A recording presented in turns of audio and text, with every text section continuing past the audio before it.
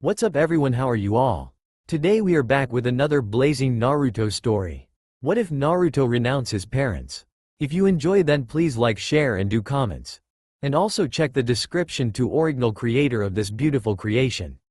It was another beautiful day in Kahona City. The sun was starting to rise, but it still held a few stars from the night and the sound of an alarm clock was going off. Yawning, the 16-year-old stretched and slammed the alarm clock off.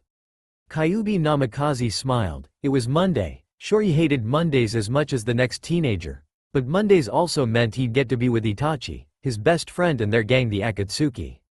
Their gang wasn't an official gang, it was just him and a bunch of friends that hung out at the local pool hall, flirting with girls and playing poker. Of course, school was in the way. Kyuubi started dressing in his formal school uniform. A white dress shirt with the Kahona leaf symbol on the sleeve, black pants, and a button-up jacket. Kyuubi walked down the hall when he heard a harsh cough coming from his little brother's room. Kyuubi sighed. His 13-year-old brother, Naruto, was sick and had been sick since Friday. He poked his head into the room, looking at the blonde boy sleeping in his bed on the floor.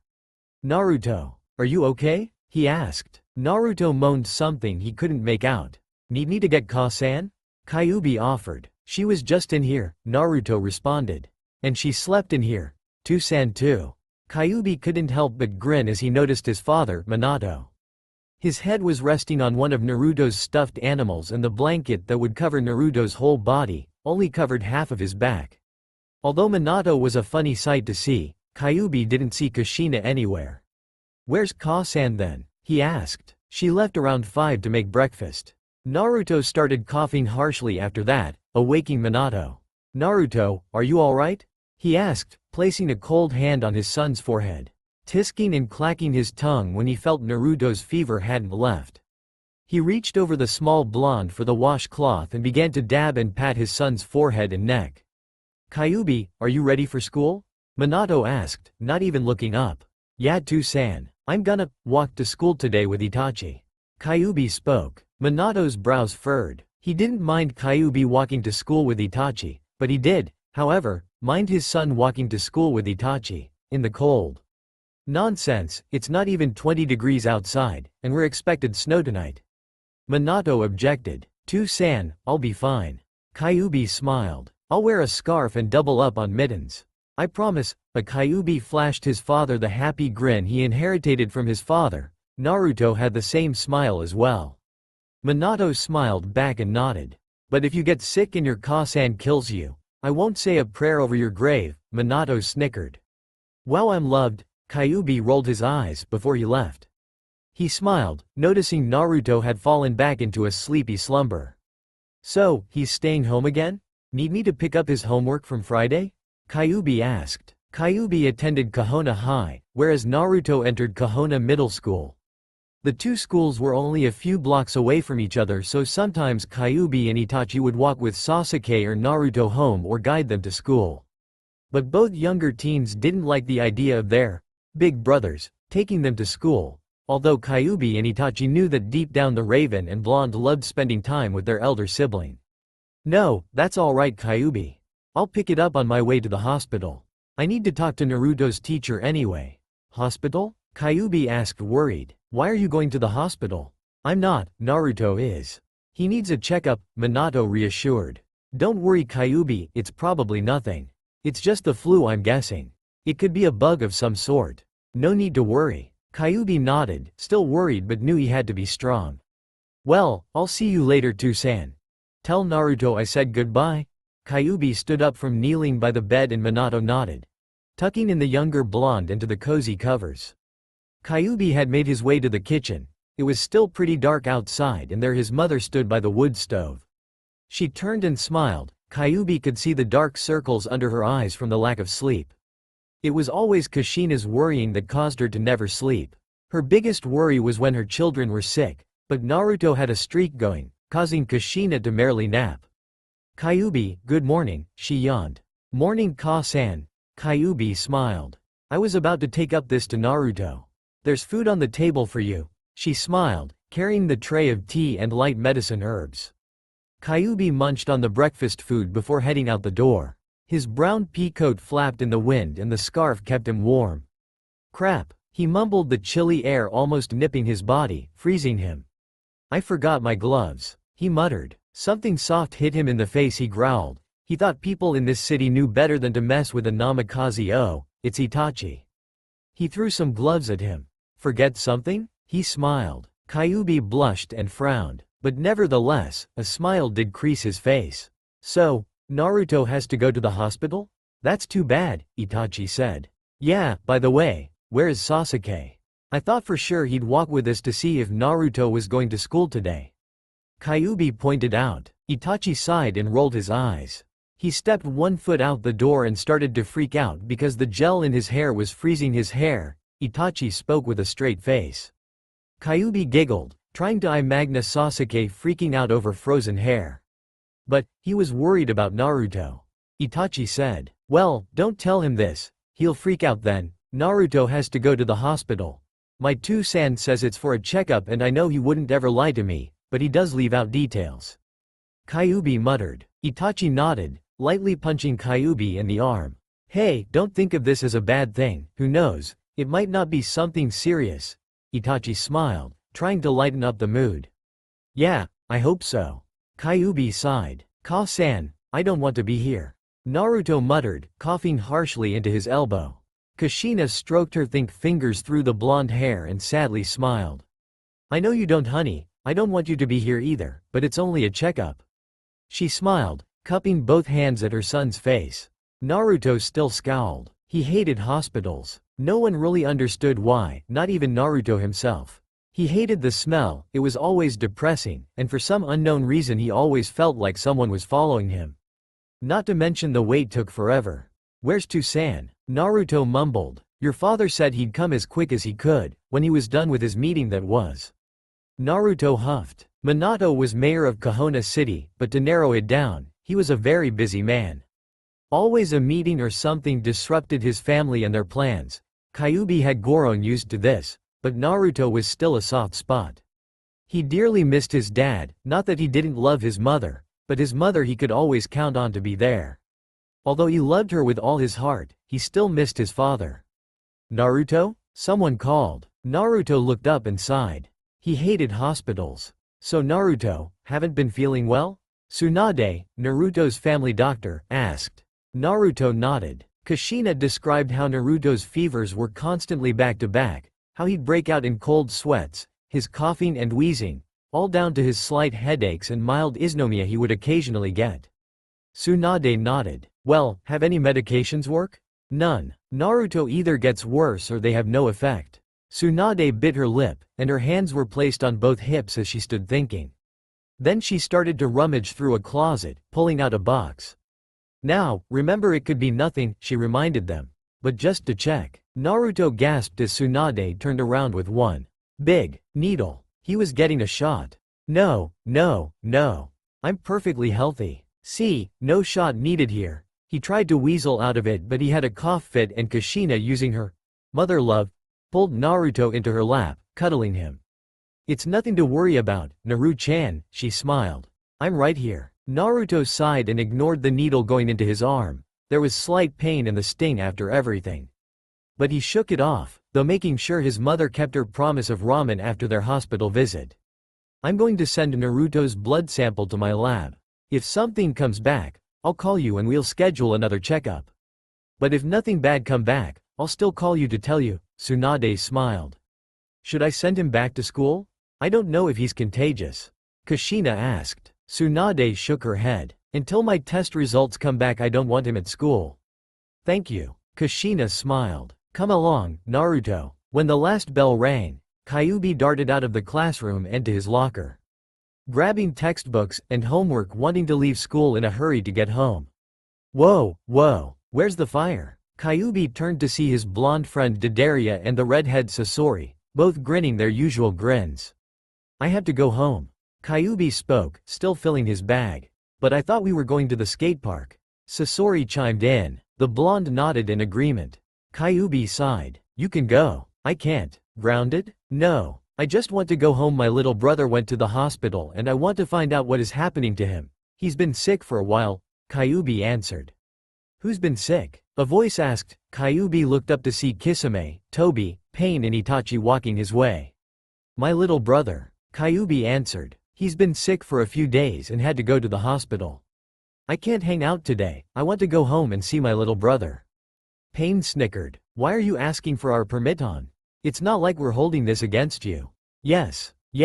Tobi nodded. Your brother's health is more important than skate parks anyway. Thank you guys. Kyuubi smiled. As soon as all of his things were in his bag, he darted out the school doors. He could see his breath in the air as he ran home. His lungs felt cold and his feet were frozen from sprinting in the snow. He fell a few times on the ice, but still he continued to run until he reached his large home. Hopping the front gate and still running until he reached the inside of his house. I'm home, he shouted. SSSSH. He heard someone "sush" him. Kyuubi smiled. There was his mother in the den with Naruto's sleeping head in her lap and the rest of him covered in a tan blanket. We were watching a moive and he fell asleep, she smiled. He's not going to like admitting that he fell asleep in his mother's lap, Kyuubi smiled. Kushina sadly nodded, knowing how much her son hated to be babied. Naruto was at the stage where he hated his mother's kisses and his father's hugs. He also hated how Kyuubi stood up for him, claiming his family was overprotective of him. So, what happened at the hospital? Kyuubi asked. Oh, Tsunade just took a blood sample, a tiny shot, no big deal. We'll get a call from her later tonight if anything is wrong, Kushina softly spoke. She stroked a few hairs from Naruto's face out of his eyes. I just hope it's nothing serious, she prayed. Kyuubi nodded, smiling and leaving to do his homework. Minato arrived home earlier than he normally would. Around 4 in the afternoon was now his official record. Usually he'd be home about the time Naruto was sent to bed. Kyuubi would either be out with friends or doing homework and his wife would be either sleeping or finishing up dishes. He smiled, taking off his jacket to his suit and loosening his tie. He walked to the kitchen where he noticed his son with a blanket wrapped around his whole body and he seemed to be shivering. Even though the kitchen was hot, he was cold. That's odd, Minato thought. He rugged it off and went over to hug and kiss his baby boy. How are you today, Naruto? Minato smiled, feeling better? Naruto shook his head, his throat feeling very dry all of a sudden to answer. He let out a harsh and loud cough, startling the father as he wrung out a washcloth that was nearby and placed it on his son's forehead, soothingly rubbing his back. Want some chicken broth? Minato asked. Naruto shook his head, wishing his father wouldn't mention food, it was enough to make him sick. Okay. Well, where's your mother? Minato asked. Naruto shrugged. Minato heard Naruto sniffle and he reached for a tissue, holding it to the younger blonde's nose for him to blow. Naruto felt awful. He was just fine, well better than he was before, this morning. He hated being sick, it drove him crazy. How about when you feel better, I'll help you with your missing homework, would you like that? Minato smiled. Don't make promises you can't keep. Naruto thought. Sure, he whispered, already knowing that his father would start to help him, get called into a meeting or a conference or have something important to do and have to leave, so Kyuubi or his mother would have to help him finish the rest. Oh, Minato, you're home. Kushina smiled, walking into the room. Hello, Kushina. He kissed her, welcoming her. What happened at the hospital? He asked. Well, Naruto had some blood drawn from him and Tsunade said that the results would come back later tonight and if it was serious she'd call back. Kushina replied, setting the table for dinner. Naruto, do you think you're well enough to try eating? She asked. Naruto shrugged. He didn't want to eat, but didn't want to be antisocial. During dinner, Naruto was quiet, slowly sipping his chicken broth, not feeling awake. He really wanted to crawl into bed and fall asleep. He was awake because halfway through dinner, Tsunade called. His mother was talking on the phone with her right now. Kyuubi felt how tense Naruto was and he lightly slugged him on the shoulder. Don't worry, Naru-chan. Kyuubi smiled. Remember what mom said? She could be calling to say that nothing wrong. Don't worry. Naruto gave a small smile, wanting to believe Kyuubi's words. His legs started to hurt and they felt numb. When Kushina was off the phone, the room was quiet. Anxious and slight fear roamed the gloomy room. Kushina sat down in her chair, took a deep breath and started eating. Knowing not to bother her, Kyuubi started eating nervously too. Naruto and Minato stared at the redhead, watching her like two hawks. What did the doctor say? Minato broke the ice. Kushina swallowed. Naruto needs to return tomorrow. Naruto dropped his spoon. What? You need a bone aspiration? Kushina replied, trying not to cry knowing fully well what that was. She was a part-time medical nurse after all, but Tsunade swore it was only to check. She wasn't sure if Naruto had what she thought he did. I don't want to go. Naruto whined. Minato sighed. Naruto, I know you don't want to go, but you have to. His voice more stern than he wanted it to be. Kyuubi huffed and sadly smiled. Don't worry Naruto, it's probably nothing. That's what you told me when I had to get a shot. It's obviously something if I have to get a bone as aspira a bone apparate. Minato chuckled when Naruto had difficulty on the word, just another cute reminder of how he wished his son would stay a child forever. Naruto. Kushina Kami spoke. Please don't yell. Eat your dinner then go to bed. Naruto sat, Fidai getting in his father's lap in Tsunade's office. Hating the look of the very large and very thick needle waiting for him on the table. He gulped, clinging to whatever he could. Minato chuckled. Naruto, please calm down. Minato smiled. Hell no. To-san, I don't want a needle in me. Naruto protested. I know you don't, but it'll all be over. Minato soothed. He had, finally, gotten a chance to take Naruto to the doctor while his wife stayed at home to rest. Kushina was exhausted and Minato could see it in her eyes. Hello. A cherry honey blonde walked into the room, holding 2 more needles. Alright, I'm out. Naruto sarcastically spoke, trying to leave his father's lap but Minato held a death grip on the poor boy. Naruto. I know this is not what you wanted to be dragged into, and to tell the truth, I don't wanna be here either. But we have to do this, so we can find out what's wrong with you and how to cure it, Minato spoke. Naruto sighed and folded his arms. Fine, still shaky on the needles. Tsunade smiled. Don't worry too much though Naruto. You won't feel the needles for the aspiration and biopsy going in after I numb the spot up. It might sting a bit once it hits the bone. You might feel some pressure as I twisted and grinned. Naruto guppled. Minato even felt uneasy, but he reluctantly laid Naruto on the small bed. Naruto started to shake, fearing what was going to happen. Tsunade started her procedure as a spot over Naruto's hip bone was cleaned and injected with numbing solution. Minato held on to Naruto's hand, comforting and reassuring. Ooh, it hurts, Naruto cried, trying not to produce tears, but finding it so hard to do. The twisting of the metal going into Naruto's bone was one of the worst things he had ever experienced, and when it came time for the biopsy, he lost it. Ow, ow, ow, Naruto cried. SSH, Naruto, it's going to be okay. Daddy, it hurts. Daddy, Naruto bawled. Minato's eyes widened and he tightened his grip on Naruto's hand. He hadn't been called daddy in years. Minato couldn't help but see his small boy crying. He hated it. Naruto could hear crunching sounds as the larger needle for the biopsy took its sample. He began making gagging noises and spit up the little he had in his stomach. 15 minutes of torture and he was finally over. He was instructed to lie on his back for 10 minutes to add pressure to the site and stop the bleeding, ordered by Tsunade. A few minutes passed and a bandage was placed over Naruto's wound and he slowly sat up, still crying. Oh, Naruto! Minato held out his arms and Naruto practically leaped for them. He stopped crying when he was in his father's strong arms, but it still hurt. How about we get some ramen, and would you like a new toy? Minato smiled, trying to cheer Naruto up. Naruto shook his head. I just want to go home. Okay, Minato replied, very depressed and hopeless at the moment. Now, they just had to wait for the results. That would be in 72 hours. He was in a tremendous amount of pain, but Naruto managed to make it home without crying.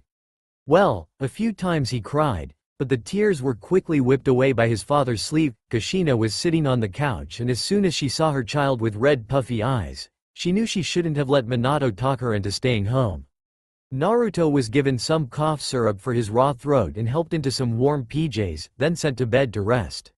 She stuck a needle in him. Minato sighed. But, he had a needle in him when I went there. Kushina spoke, confused. No, Kushina, you don't understand. This needle was thick, and the crunching noise nearly made me want to gag. Naruto started to spit up. I can't imagine the pain he went through. Minato leaned back and looked to the floor. He called me, Daddy. Minato bit his bottom lip. Kushina blushed. He was in that much pain that he resorted to that level. Not that I didn't mind being called that, he smiled at that last part. But, not out of pain, I don't want him to call me that out of pain. Don't worry. Kushina rested her head against Minato's shoulders and Minato rested his head on Kushina's in a loving manner. When this thing is over, Naruto won't be in any pain, she smiled. Minato looked over and thought curiously. Is she really thinking that this is all nothing? I sure hope it's nothing. Hello Kyuubi. A cherry voice called. Oh, God. Kyuubi groaned. He was talking to Itachi in pain in the hallway, when he heard a cherry girl's voice flood the hall. It would be her, obviously. Kyuubi, why are you ignoring me? Kyuubi turned to see an identical girl whom looked like his mother. Karen Uzumaki, his fourth, or was it fifth or sixth, cousin. She was annoying. So, I heard from family that little Naruto's not feeling well? She asked. Yeah, he went to the hospital for another checkup today. We don't know what's wrong. Kyuubi answered. Itachi in pain started walking away, not wanting to intrude on Kyuubi's family business, giving the cousins time alone. He's getting a bone aspiration today, I don't know what it is but. That's terrible. Poor Naruto. She blushed, waving her red hair out of her eyes. Kyuubi stared at her. Did she know something he didn't? Karen, what is a bone aspiration? He asked. She looked at him curiously. Oh, it's when they check for cancer. Cancer. Kyuubi's mind went blank. He couldn't move, he couldn't think. One word broke his heart, scarred his memory and stung at his heart. His little brother, his Oto, his everything, might have cancer. Tell Oba Kushina and Oji Minato I said. Hello, she waved him goodbye, not seeing the sadness or distance in Kyuubi's eyes. The poor older boy ran to the bathroom and threw up, sickened of how cruel the world was. Fuck, the nearly cried. Fuck the world. Naruto was well enough to go back to school, but he complained he was cold or tired, and that his legs hurt. But other than that, he was back to his usual self. Kyuubi never left his side. He even refused to let Naruto sleep alone. He would gather a sleeping bag and pillow and lay next to his brother. Kushina herself was doting, even calling the school to talk to Naruto to ask if he was okay. Minato would arrive home earlier each day, wanted to see if Naruto wasn't in any pain anymore. After the trip to the hospital, he didn't want his boy crying again. On the third day another gloomy and anxious dinner was slowly ending as the phone rang. Minato went to get it. Naruto, how are you doing in school? Kushina asked. Fine, got all my homework done and we're starting a project on sharks.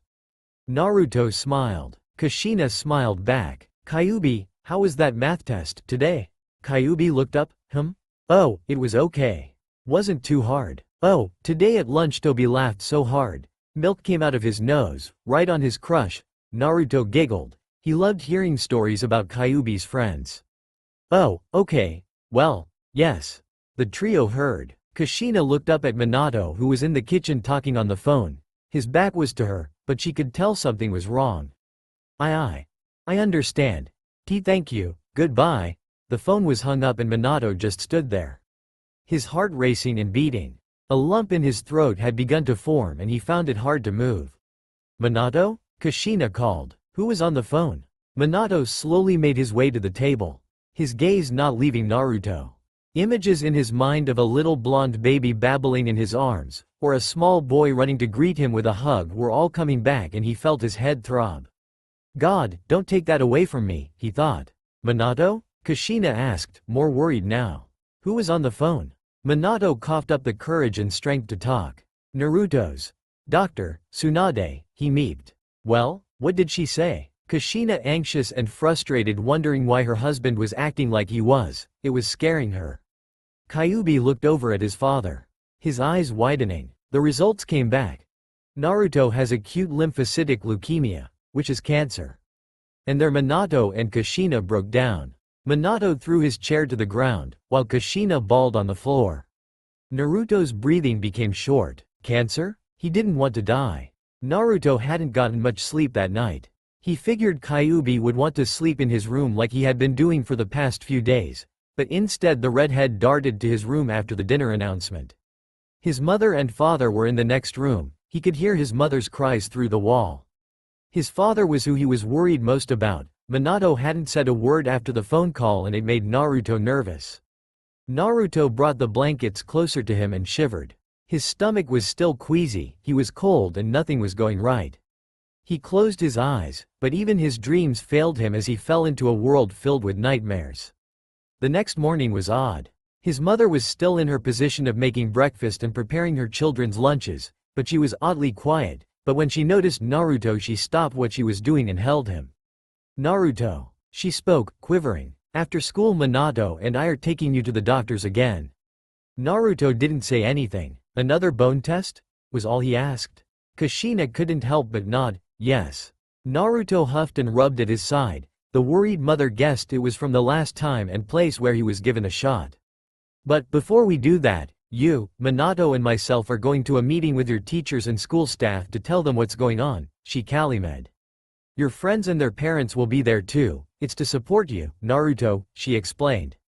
Naruto felt tears come to his eyes and Kushina brushed them away. Kyuubi's friend Pain had offered he and Naruto a ride to school.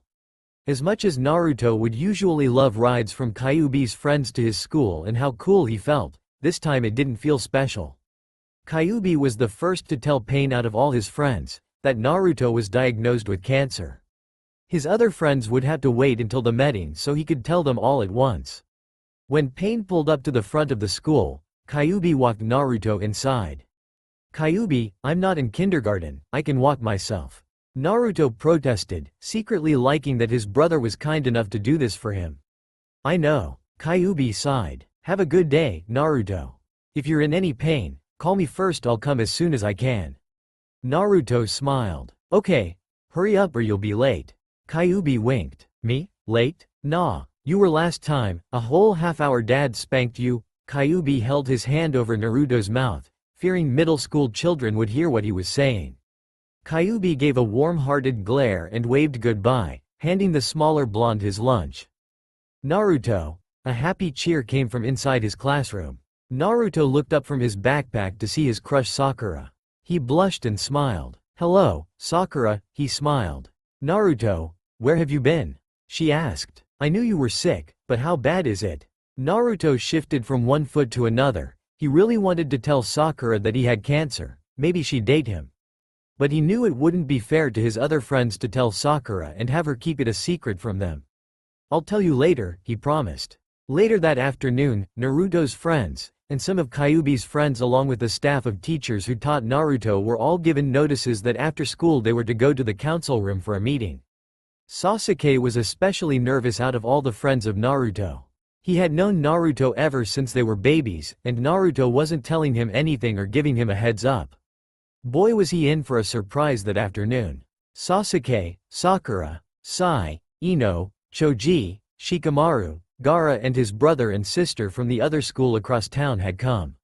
Along with Kiba, and even Akamaru, his small puppy, Shino, Hinata, Neji and Tenten were all waiting with their parents in the waiting room. Iruka, Naruto's teacher, was a bit concerned about what was going on too, although he had heard of what was going on by Hiruzen, the school principal, and Kakashi, Naruto's guidance connoisseur. He didn't know how Naruto would feel about all of this. Finally, Kyuubi, his friends in the Akatsuki and Naruto along with Naruto's parents all showed up. Everyone was there. Hiruzen spoke first. "First of all, I want to thank everyone by coming here out of their busy schedules." He smiled, then sighed. "Unfortunately, a tragedy has occurred in one of the students here. Naruto Namikaze here has sadly proved positive for cancer." Everyone grew silent. Sasuke couldn't believe what was just said to him. Hiruzen continued to talk while Naruto spaced out. He felt awkward and helpless. His friends, he could see the look on their faces, especially Sasuke's disbelief, shock and sadness. "It's probably best that I also mention that Naruto might not be attending Kahona Middle School anymore," he sadly said. "What?" A few shouts entered the room. "That's not fair. Why can't he attend school?" The list and shouting went on by students and a few mothers. Kyuubi remained silent, although he looked at the shocked faces in the room. He knew exactly why Naruto wouldn't be attending school anymore. His cancer, for obvious reasons, would start to tire him out. Naruto already complained of his legs tightening up and Minato had to carry him halfway into the building because he couldn't walk any further. Not to mention, Naruto would be needed at the hospital for tests and exams. No way could he do that and finish homework. Hiruzen sighed, holding up his hand. I understand how painful this must be, but what we need to think about what is best for Naruto. Kushina sighed. She didn't want to pull Naruto out of school, but what choice did she have? Minato and Kushina both decided that it would be best for Naruto to, instead of going to school, to rather have a private tutor that could flex his schedule for Naruto. But why? Naruto asked during dinner. School is almost the only time I get to see my friends. Minato sighed. Naruto, it's going to be too much of a hassle taking you to school, only to come back to pick you up to bring you to the hospital. It would be more convenient this way. Naruto gasped. Kyuubi could take me. He will and mind. Kyuubi looked up and nodded, grinning a sinister grin, loving the idea of getting out of class. Kushina shook her head. No. Besides, the hospital's downtown. You'd never get there in time and I'm sure Kyuubi would get tired of walking. She claimed. Kyuubi huffed. It's for my brother, I wouldn't get tired. He kept it under a low breath, but Minato heard him. He smiled. So, I'm going to live in the hospital? Naruto whined. No. Kushina spoke. You'll be in the hospital for about 4 to 5 hours a day.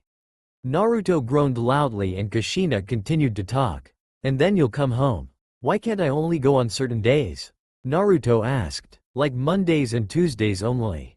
Because these tests need to be taken daily. Minato spoke. Then he sighed. Naruto, I can't tell you that I know how it feels, because I don't. But I can tell you that I feel awful for doing this to you. It's probably my fault anyway. That last part was hushed but Kushina heard it. She curled her hands into a fist. Your fault? She cried. Don't blame yourself. It's more mine than anyone else's. I shouldn't have been so reckless while pregnant. Kushina, I don't want to argue. Then why did you bring it up? Kyuubi sighed and tugged on Naruto's sleeve, signaling him to come to his room. He couldn't believe his parents were arguing over something like that. Kyuubi led Naruto to his room and let Naruto sit on his bed while he brought out a stack of anime and manga for Naruto to read and watch. Naruto smiled on Kyuubi's stash of old VHS animes. I can't believe we used to do this. Kyuubi smiled. You were a little young when this came out. Kyuubi held up a tape of what was labeled, My Dragon and Me. I forget what it's about. Naruto smiled. It's about a samurai boy who finds a dragon and they have adventures. Kyuubi replied. I was 6 when that came out on Saturday morning cartoons. I think half of these are recordings from the TV anyway. He laughed. Naruto smiled back. So many memories of Kyuubi and himself sitting on the same bed watching movies and reading manga together. Naruto felt a few tears come to his eyes as soon as he heard his parents fighting. What's wrong? Kyuubi asked. Do you hurt? No. Naruto lied. Are mommy and daddy getting a divorce? That question even haunted Kyuubi. Although he himself hoped and wished his parents wouldn't get a divorce, he knew that his parents loved each other very much. He shook his head, patting Naruto lightly on the head. No, Naruto, he reassured. And even if they did, while is highly unlikely, you will always have me. Naruto smiled. Which one do you wanna see? Kyuubi asked, closing his door to block out the fighting downstairs. Naruto shrugged, snuggling into a blanket, so Kyuubi chose Dragon Ball Z, the original. Halfway through the movie, Naruto and Kyuubi forgot all about the anime and all Kyuubi did was respond to Naruto's questions. Kyuubi, when I start to live at the hospital, will you stay some nights with me? Naruto asked. Hell, I'd live with you there, Naruto, if it was allowed. Kyuubi responded. But you hate hospitals. Almost as much as you hate carrots, Naruto pointed out. Kyuubi smiled. Naruto did have him there, but Naruto was still a child. Naruto, there are a lot of things I do and do not like, but if I must go through something I don't like for you, then I guess it wouldn't be that bad, Kyuubi smiled. Naruto smiled back and leaned against his big brother's arms. Naruto, I know you don't like what Ka-san and Tu-san's idea for that tutor is, but they're only trying to do what's best for you. He spoke. Ka-san and Tu-san just don't want you to suffer in pain at school. They don't want you to suffer at all. And not to mention I hear the teacher is someone you know. Really? Who? Naruto asked. Jiraiya-sensei. Kyuubi smirked. If I wanted Ed I should have taken the class, or talked to daddy, Naruto straight-faced spoke, making Kyuubi laugh. Kyuubi kept Naruto warm the rest of the night as they both fell asleep with the TV running. Okay, I have to take Naruto to his 8 o'clock appointment. I'm giving you a ride to school, Kyuubi, Kushina spoke, looking for the car keys in her purse. Kyuubi stuck a finger in his mouth pretending to gag in front of Naruto, making the blonde giggle. Kushina turned around and both boys sent a poker face, pretending not to be messing around. Naruto, please fetch your coat, we leave in a few minutes. Kushina herself was getting ready to walk out the door and Naruto went for his red coat hanging on the coat rack. He reached for it, but someone was already placing it on him. Here, Naruto. It's cold outside, wear a scarf and a hat too. Minato proceeded to place those items on his son, not wanting him to catch a cold. Thank you, Daddy. Naruto smiled. Daddy, he called me Daddy, again. Minato beamed. Be strong, Naruto. And I promise you'll have a sweet treat tonight after dinner. Bye-bye. Naruto waved as his father left for his car. Kyuubi, do you have any activities after school? Kushina asked. Why? Kyuubi asked, sulking deeper into his seat, not wanting to have a ride to school from his mommy. He hoped none of his friends would see this. Because I need to know what time to pick you up, she replied. After, I don't know. Kyuubi yawned. Does nap time count as a club? Kyuubi, Kushina shouted. Naruto, who was sitting in the middle of the back seat, giggled. He knew Kyuubi did this to make him laugh. Kyuubi smiled in the mirror, seeing Naruto was giggling. Keep him happy, if he's happy, he doesn't care, and if he doesn't care, he's not in pain. Was Kyuubi's main focus from now on until he went to sleep 6 feet in the dirt. Kushina, while she noticed Naruto was distracted by the weird faces or jokes Kyuubi made, took the detour to Kyuubi's school. There were only 2 ways to Kyuubi's school. Kahona High, you could take the road that passed Naruto's middle school or take the bridge. She'd rather not take the road that passed the middle school. She didn't want nor need for Naruto to be crying. Kyuubi was dropped off in the foreign gate, and too bad for him because his friends were right in front of the school, laughing at Kyuubi as he walked out of his mother's blue Prius. And Kushina started to call Minato, informing him that she was on her way with Naruto to the hospital for his 3rd exam. Naruto sulked all the way there. He knew that by now, his class would be in science, probably listening to Iruka's boring lectures. He smiled. For once, he wanted nothing more than to sit through an hour lecture on how plants are impotent or how rocks are cool. Naruto then realized that at that moment, he knew that he wanted something more than ever, knowing that he'll never have it again. Kushina looked over her shoulder when she stopped at a red light. Naruto, are you okay? She asked. Naruto looked up and nodded. Kushina patted his knee.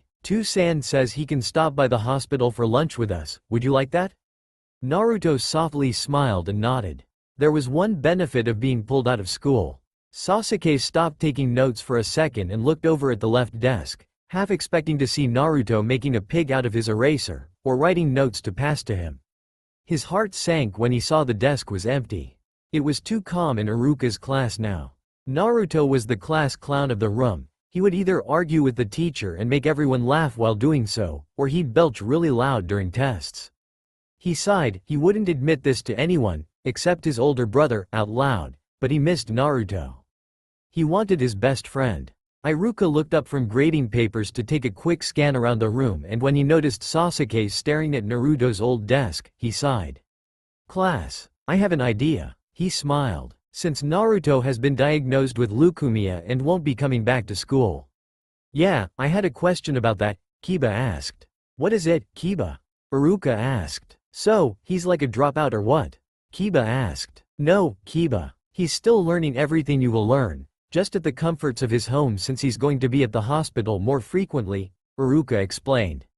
Kiba nodded. I have an idea. How about every one of us each week will make a get well card for Naruto? It must be colorful, have a meaningful message and explain what we learned over the week. I will deliver the cards to the principal and explain my idea, Iruka smiled. This might make Naruto feel better. Sasuke liked that idea. Will this be graded? Some student asked. No, but if you do a really good job, I'm sure we can convince the student council to agree to a field trip once a month to visit Naruto, Iruka smiled. The whole class cheered. A field trip, even if it was only downtown and to a hospital no less, each month was something rare and celebrated. Not to mention, they were going to see Naruto. Iruka made everyone promise to keep this a secret from Naruto until everything can be sorted out and papers were signed. Around noon, after 2 hours of waiting and another bone marrow aspiration, Naruto was sleeping in a hospital bed, sleeping through a mask to help him breathe better. Kushina was sitting in a chair watching Naruto sleep. Thoughts about Naruto's conditions and worries flooded her mind that she didn't feel a hand rub her shoulder, but when she did, she jumped. "Minato," she harshly whispered. "Don't do that." "Sorry," he smiled, kissing her forehead. "He's sleeping?" "Yes. The doctor gave him some pain medications after the exam. Tsunade wants him to sleep well for another exam she has planned later tonight." Kushina replied. "Oh, well, when is he supposed to wake up?" Minato asked. "Any minute now." Kushina and Minato sat at the small table next to the door talking about how they were going to afford the exams and that even though their insurance covered about 75% of the costs, the other 25% would have to come out of pocket. Minato swore he made enough to pay off the bills, but this still worried Kushina. Pretty soon they heard rustling and Naruto was waking. "KK-san?" he called. Kushina stood up and walked to the bed. "I'm here, Naruto." She smiled. "You did great in the operating room. I'm so proud of you, my little boy," and she smothered him with kisses. Naruto didn't mind, it was only him and Ka-san in the room. "Daddy?" he asked, now noticing Minato beside Kushina. "Hello, Naruto. How are you feeling?" He smiled. "Tired. And hungry." Naruto admitted. "Well, that's good because it's time for lunch," Minato beamed. "What would you like to eat, Naruto?" "Wait, you're eating with us?" Naruto asked, confused and a bit relieved. He thought his father was too busy to eat lunch with him in the hospital. But nevertheless, he was happy. Minato nodded. "How about some ramen?" he smiled. "Yes, yes." Naruto jumped for joy. "Whoa, hold on now," a voice interrupted the fun. Kushina and Minato turned to see Tsunade. She held her clipboard and started walking to the bed. "I hate to be a killjoy, but I have a list here of some foods I found that Naruto can't eat anymore. I'm requesting him for a strict diet," she informed. Then while looking at the list she sighed. "And ramen isn't on the list," her voice monotone and evil in Naruto's opinion. Naruto huffed, disappointed in losing his favorite food. Kushina was handed the list and she and Minato looked over it. Carrots, lightly cooked, better than raw because light cooking releases the carotenoids, sweet potatoes, green leafy vegetables, squash, broccoli, cabbage, cauliflower. Eat with foods that have a little canola or olive oil. It helps your body absorb the carotenoids. Broccoli sprouts, 20 more times by weight of the chemical sulforaphane, which may reduce the growth of tumors. Mustard greens, chickpeas, kidney beans, lentils, soybeans. Stimulates cancer-preventing enzymes. Can help lower harmful estrogen levels. Tomatoes, especially cooked garlic. Onions. Stimulates enzymes that suppress tumor growth. Defatted soy flour. At least 1/3 cup per day recommended. At least 97% or greater fat-free chicken or turkey. I look for 99% fat-free. 97% or greater fat-free lunch meats, pasta with meat sauces using 99% fat-free chicken, homemade low-fat pizza, salmon and other fish, mackerel, sardines, herring. Including the skin and fat. Research suggests this fat, EPA fat, has the ability to raise HDLs and potentially fight cancer cell development. 1 to 5 servings per week recommended. Olive oil or canola oil substituted for other oils. Walnuts. For the omega-3, brown and wild rice, whole grain breads. Ideally with defatted soy flour, fat-free milk, skim, oatmeal, shredded wheat. Low-no sugar added cereals, fresh fruits especially blueberries, 40% more antioxidants than the next best. Strawberries, green tiered or black grapes, grape juice. 1 cup per day. Grapefruit, especially pink, which has 40% more beta-carotene than white. Calcium fortified orange juice. 2 cups per day. Dried unsweetened fruits, especially apricots, dates, prunes. Homemade fat-free yogurt, with extra dry milk added, 2 cups per day recommended. Make sure that the fruits and vegetables are pasteurized because Naruto is more susceptible to germs. If not properly taken care of, his conditions will only worsen, and the warning signs are appetite loss such as changes in sense of taste or smell, constipation or diarrhea, dry mouth, nausea, sore mouth, sore throat and trouble swallowing, vomiting and weight loss. This list is very important, she reminded. I've also added a bad list of foods Naruto is not allowed to eat. 1%, 2% in whole milk meats with 96% fat or less, red meats, hydrogenated oils, such as stick margarine, or foods that list hydrogenated oils in their ingredients, food with high butter fat and other animal fats such as whole milk or creams such as cheese, full-fat yogurt, butter, sauces, deep-fried foods, and especially no ramen. Naruto swore that last one on the bad list, Tsunade personally wrote just to piss him off. They feed the cancers and can interfere with carotenoids absorption.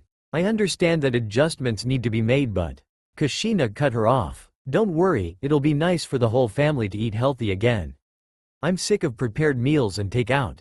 Also, Naruto needs lots of water, so if best instead of juice, give him water. But never choose water over milk. Understood, Minato nodded. Sorry little guy, but don't worry, it didn't say you can't eat completely. Might as well have said so, Naruto mumbled, messing with the IV needle stuck in his arm. Kushina sighed. After she took Naruto home to be with Jiraiya, she'd have to go shopping. After lunch, which consisted of spinach salads and chicken, and surprisingly Naruto ate it all, Kushina brought Naruto home when Minato left for work again. She opened the door and Jiraiya, Kyuubi and Naruto's godfather was waiting for them. But Kushina gasped. Not only was Jiraiya there, but so was Karen? She asked. What are you doing here? Oba Kushina-chan. She smiled. Karen was only a year younger than Kyuubi, but a year older than Naruto. She was Kushina's distant cousin's daughter. Although in no way was Karen her aunt, or Minato her uncle, by blood, she still was treated like a niece. She opened her arms and hugged Naruto a little too hard. Thought.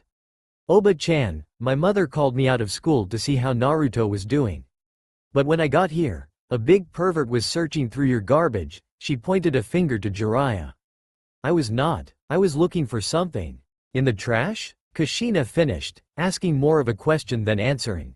Jiraiya groaned. So how are you, Naruto? Trying to get off topic about his being a garbage surfer. Naruto shrugged. He felt woozy and tired. Kushina patted his back. Jiraiya, I'm sorry but lessons will have to wait until later tonight. Naruto needs more rest. But can you and Karen watch him until I come home from the store? There are a list of things I need to buy for Naruto. She said as she sent Naruto up the stairs to bed. Karen was helping him slowly walk up the steps.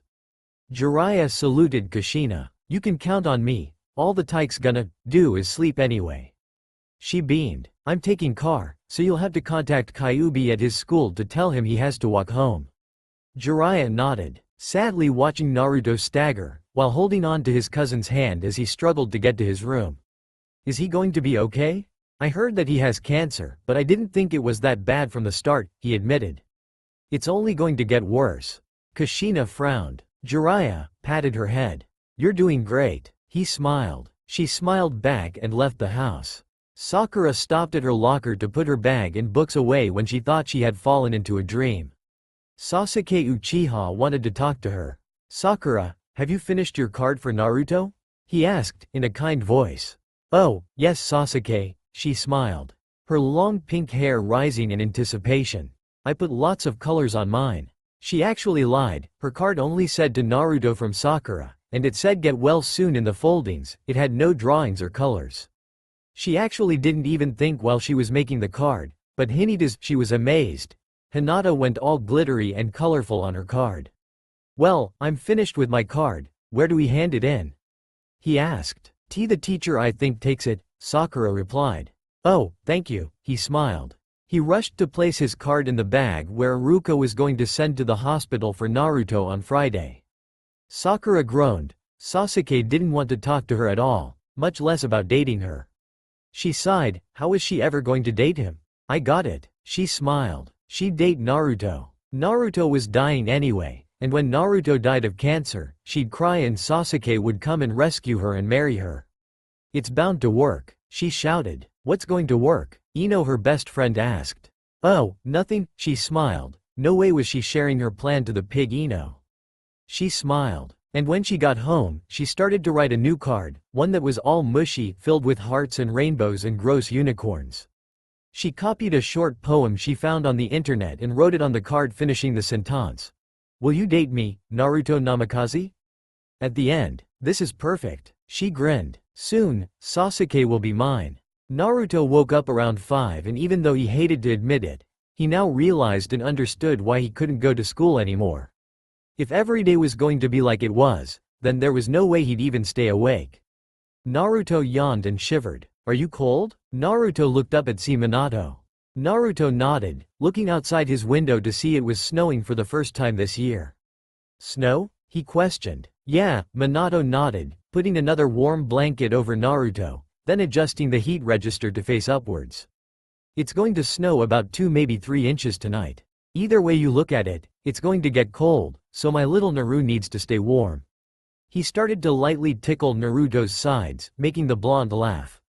Daddy, stop, Naruto giggled. Minato brushed back Naruto's bangs and smiled, then he frowned curiously when he went to release his hand. A ton of strands of hair came falling down. Naruto gasped and turned around. On his pillow were lots of hairs too. His hair was thinning and falling loose. Naruto started to whimper, sure it was just hair, but he didn't want to go bald. Oh, Naruto. What else could a father say? He held on to Naruto in a big hug. He brought Naruto downstairs where Jiraiya was waiting for him. Karen and Kyuubi were helping Kushina in the kitchen with dinner while Naruto was to do schoolwork. Hey, kid, Jiraiya smiled. Feel a bit better? Naruto shook his head. Jiraiya gave Minato a questioning look. Minato sighed. Naruto's hair has started to fall out. Minato replied softly, gently setting Naruto down on one of the floor pillows to read the books Jiraiya set out. Jiraiya gave a sympathetic look, nodding.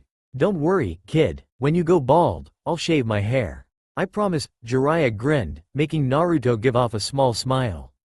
Minato sat next to Naruto and the trio began reading out of the history book on where there was a war over land and that Konoha City was founded a few hundred years later. Naruto tried to listen as best as he could, but he fell asleep. He thought that when he was woken by his father that he was going to get yelled at, but instead Jiraiya laughed. Don't worry kid, I was about to fall asleep myself, maybe I should read and not your boring dad. Ow. The pervert was received the book thrown at his head by the yellow flash mayor of Konoha City. Supper's ready, Kushina called. Oh, hello, Naruto, I made you something special for dinner. She smiled. Well, we know who plays Favriotes in this house, Jiraiya muttered, making Minato and Naruto laugh. Everyone was gathered at the dining room table. Karen started setting glasses while Kushina brought out the food. Now that Naruto's on a diet, everyone's on a diet. Kushina claimed. Cept me, Karen whispered, giggling even though Kyuubi smacked her upside the head. To make Naruto not left out, we're eating more vegetables and fruits at dinner. We will have little rice than we used to have, which I know is strange and nearly impossible, but it should be healthier, Kushina claimed. Dig in. After dinner, Naruto tried his best at doing the dishes with his mother, but he kept yawning and he looked tired. Still tired, baby? Kushina asked. Naruto nodded, he was still tired. He felt as if he wasted a whole day, doing nothing but sleeping. Kushina beamed. Before you go to bed, I have something for you, she smiled, walking to the fridge where a red paper bag was sitting. She handed the bag to Naruto and inside was a special toothbrush and floss. Naruto raised his eyebrows. Why would his mother give him a new toothbrush and floss? Naruto looked closer at the toothbrush, it wasn't anything like his old one he had. Sure, it was orange and blue, but the bristles were different. It's a special toothbrush because when you brush and floss your gums will bleed more frequently, Kushina explained. The toothbrush is softer on you. Thank you, Naruto smiled, yawning. Kushina brought Naruto to bed, helping him with his flossing when Naruto saw blood and nearly got teary over it. After the blonde boy was in bed, tucked away, Kushina brought in the little heater and turned it on full blast so Naruto's room would be the warmest in the house. Sweet dreams, she whispered as she kissed his forehead. Kushina, are we doing the right thing? Minato asked as he joined his wife in bed. Kushina looked up from the packet of papers Tsunade had given her. She was reading all about cancer patients and how they were more prone to illnesses and diseases than a normal healthy person. What do you mean? She asked. I mean, pulling Naruto out of school, Minato said. Don't you think that was a bit too much? Kushina sighed. Minato, I didn't want to do it either. But you know how he was today. And Tsunade said this was supposedly a new normal day. He'd be tired all the time, lack of energy or motivation for anything, and you know how long he needs to be at the hospital. No way would he be able to make up classes. She said, placing the paper down and rubbing her temples on the sides of her head. I'm so stressed out, she muttered. Minato sadly smiled, rubbing his hands in some body lotion they kept beside their bed. What? Kushina and Minato are like 30 maybe 31, they can still do it. He made his way to his wife's neck and began massaging her back and shoulders. Feel nice? He asked. Much better, thank you. She smirked, then frowned. While Minato nipped at her body and his hands roamed her back, shoulders, and she couldn't help but feel terrible. What's wrong, my love? Minato asked. It's stupid. Kushina pouted. Nothing you say is stupid. He smirked. I just feel bad. She sighed. About what? Not giving Naruto a baby brother or a sister. We can try. Minato smirked after a few minutes of silence. No, why not? I have bigger things to worry about than not have a baby. Kushina pushed Minato's hands away and fell deep into the covers. Minato sighed. Kushina loved children. Sure, when she was pregnant she had her mood swings and pains like any other pregnant soon-to-be mother would have. But Minato noticed she was different from pregnant women. She always talked about her children in such a loving manner that it would make Minato want to cry. After Naruto turned to be about 5, Kushina wanted another child. Tsunade informed the couple that Kushina was unable to bear children since after her last C-section was an emergency that it damaged something in her uterus, so she was unable to bear any more children. Kushina and Minato were heartbroken. Kyuubi was upset for not having another sibling to play with, and Naruto was clueless as to why his family was crying. You're still a fantastic mother, Minato whispered into his wife's ear. MMHN doom AHHMMGMMNMM, she muttered. Excuse me? Minato smiled. I'm not a good mother, I can't even protect my own child from cancer. She sobbed. Minato ran a few fingers through her soft red hair he adored so much. He loved his wife's heart more than her hair though. Kushina. I'm sure that if this could have been prevented you would have gone the whole 9 yards and then some to keep Naruto from this. Minato said. But cancer is something that no one can control. We just have to keep on loving Naruto, prove that we'll be there for him, keep encouraging him and pick him up when he falls, and continue to be by his side. That's all we can do now. Kushina nodded, smiling. That was such a girly thing to say, she teased and threw a pillow at her husband.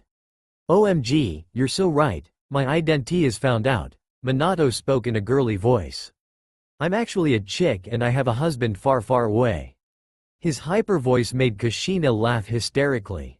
She really began to burst when Minato attacked her, tickling at her sides.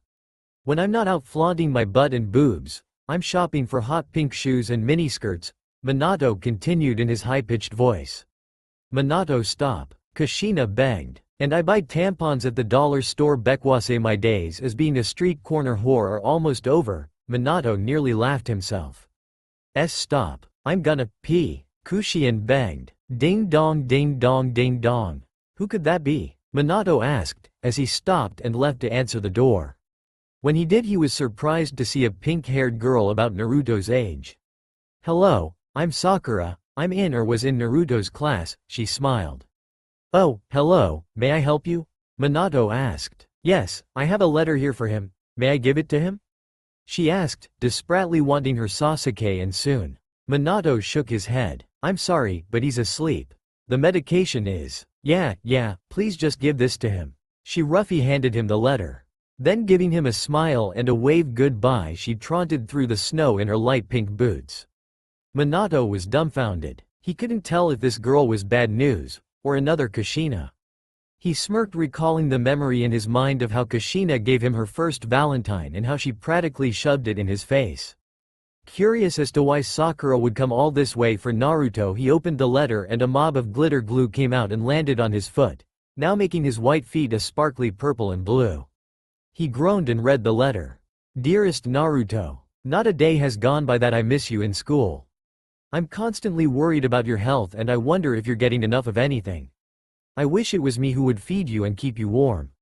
I miss you so much. And if it wouldn't be a hassle, could you go out with me? I've loved you for a long time and I want to take this relationship from friends to lovers. XOXO. Sakura. Peace. Get well, Snuggle Bunny 3. Minato's eyes widened. His son already had a lover? He covered his blushy grin and ran up the steps. Kushina, you gotta read this. He smiled. Naruto moaned in pain as he stretched out his sore limbs. His head hurt and his body ached. It was too warm under the covers and his sheets were wet. Wait, his sheets were wet? He felt so embarrassed, he thought he went to the bathroom before he went to bed. Was this something you went through when you had cancer? He was so confused. Naruto, good morning. Naruto turned to see Kyuubi. He pulled the sheets and covers up, grinding at the wet seeping into his clothes. What's wrong? Kyuubi asked. Naruto felt too embarrassed to say.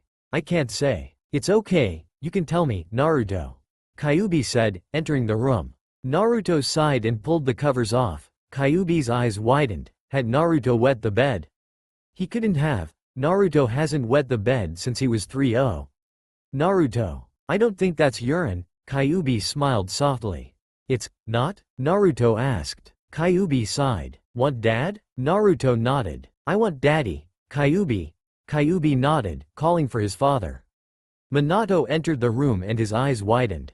Ooh, he quietly said. What have we here, Naruto growing up? He smiled. Naruto blushed. Now he was really confused.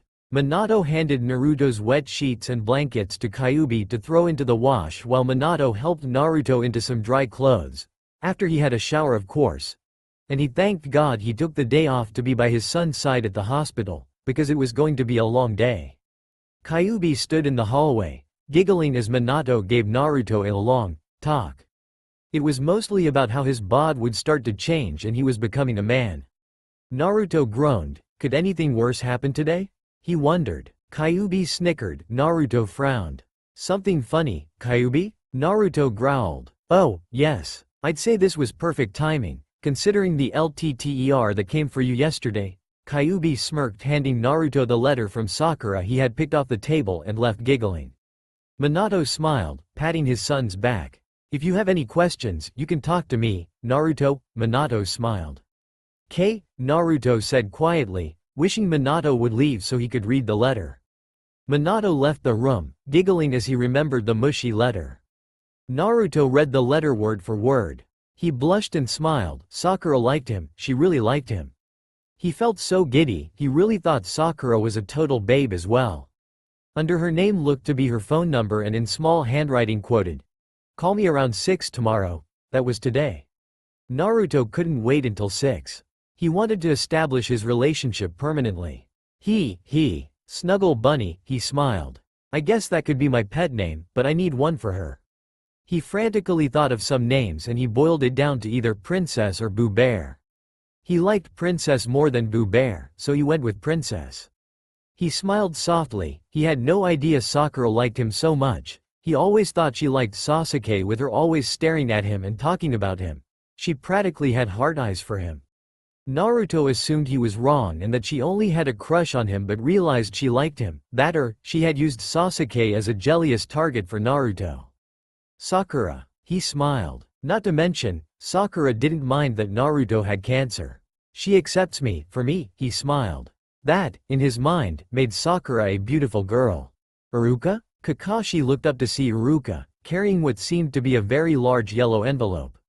Iruka smiled at his old friend. Hello, Kakashi, any more kids come in today about Naruto? Iruka asked. Lately Kakashi, being the school counselor, has had a flood of children who were friends of Naruto come into his office to discuss matters of Naruto fighting cancer and how they're dealing with it. His most visited viewer, Sasuke Uchiha.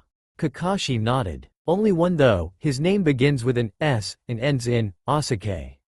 Kakashi smirked. Yes, I can tell Sasuke misses Naruto a lot. They're best friends after all, Iruka explained. Do you still have Naruto's address? He asked. What for? Kakashi questioned, curious as to what was in the envelope. Well, I've got this idea that each Friday the class will make get well cards for Naruto. I'm guessing Sasuke made 4 or 5, Iruka laughed. Oh, that's kind. Kakashi took out a Sharpie and began writing Naruto's address at postal number. Kakashi, before sealing it, placed his card inside too. Do the parents know about this? He asked. Nope, it's a secret. Everyone and myself are just wanting to give the family hope and let them know that we're with Naruto, Iruka smiled. That's good. The family needs it. Hope that is, especially Naruto. Ow, ow, ow, ow. Naruto cried as the last needle went into his bone. He started to squeeze all the strength he had in his mother's firm hand grip. When the bone therapy was over, Naruto was to wait 10 minutes for the healing and lay perfectly still. I don't like these. He sniffed, tears falling from his eyes.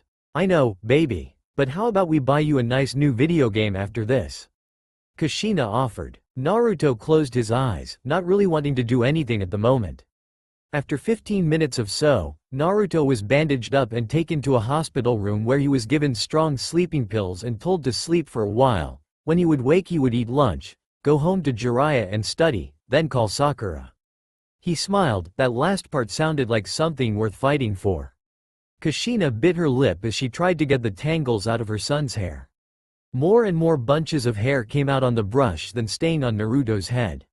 His hair was thinning and pretty soon a bald spot was forming. Naruto felt self-conscious about his hair loss. He felt so uncomfortable with losing his hair. Tsunade informed that this was another procedure that would happen with cancer, along with pale sick-looking sick, aching feet and legs, lastly, weight loss. Naruto had been good and stuck with his diet, but Kyuubi always managed to sneak him a chocolate bar or some sugar mints. Kushina was worried about how Naruto would handle that. She knew how self-conscious Naruto was, even though he acted like he was tough, really deep down he was sweet and kind and very shy. Naruto couldn't help but think about Sakura all day, he even had a dream about her in the hospital. It was an innocent dream, just about him saving her from a castle and a dragon. Imagine how mad he was when his dad woke him from that dream. Naruto, wake up. Minato smiled. Daddy. Naruto warned, apparently pissed from being woken up. Minato only blushed, trying to not think about what his son might be dreaming of. He set a heavy envelope on Naruto's hospital bed. It's from you class from school. Minato smiled. School? Naruto wondered as he opened the envelope and dozens of cards came piling out onto his bed. Naruto carefully read each one from his friends and teachers. He smiled as he felt tears come to his eyes as he read each letter. A few Minato read out loud to Naruto and some Naruto found himself crying on. He felt so loved and cared for. Maybe having cancer won't be so bad, he thought.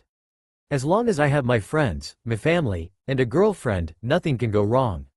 Naruto was brought home to another surprise. Sasuke Uchiha was his surprise's name. Naruto beamed and allowed to be swallowed up in a huge hug.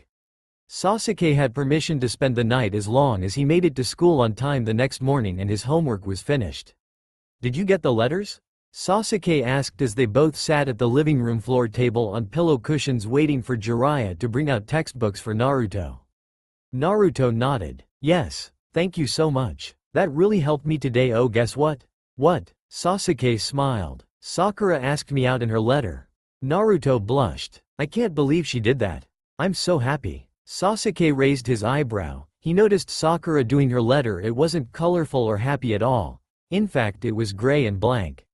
He felt happy that Naruto was dating Sakura, since he liked her, but Sasuke couldn't help but think that maybe Sakura was using him for some reason. He'd keep an eye on her, after all Naruto is his best friend.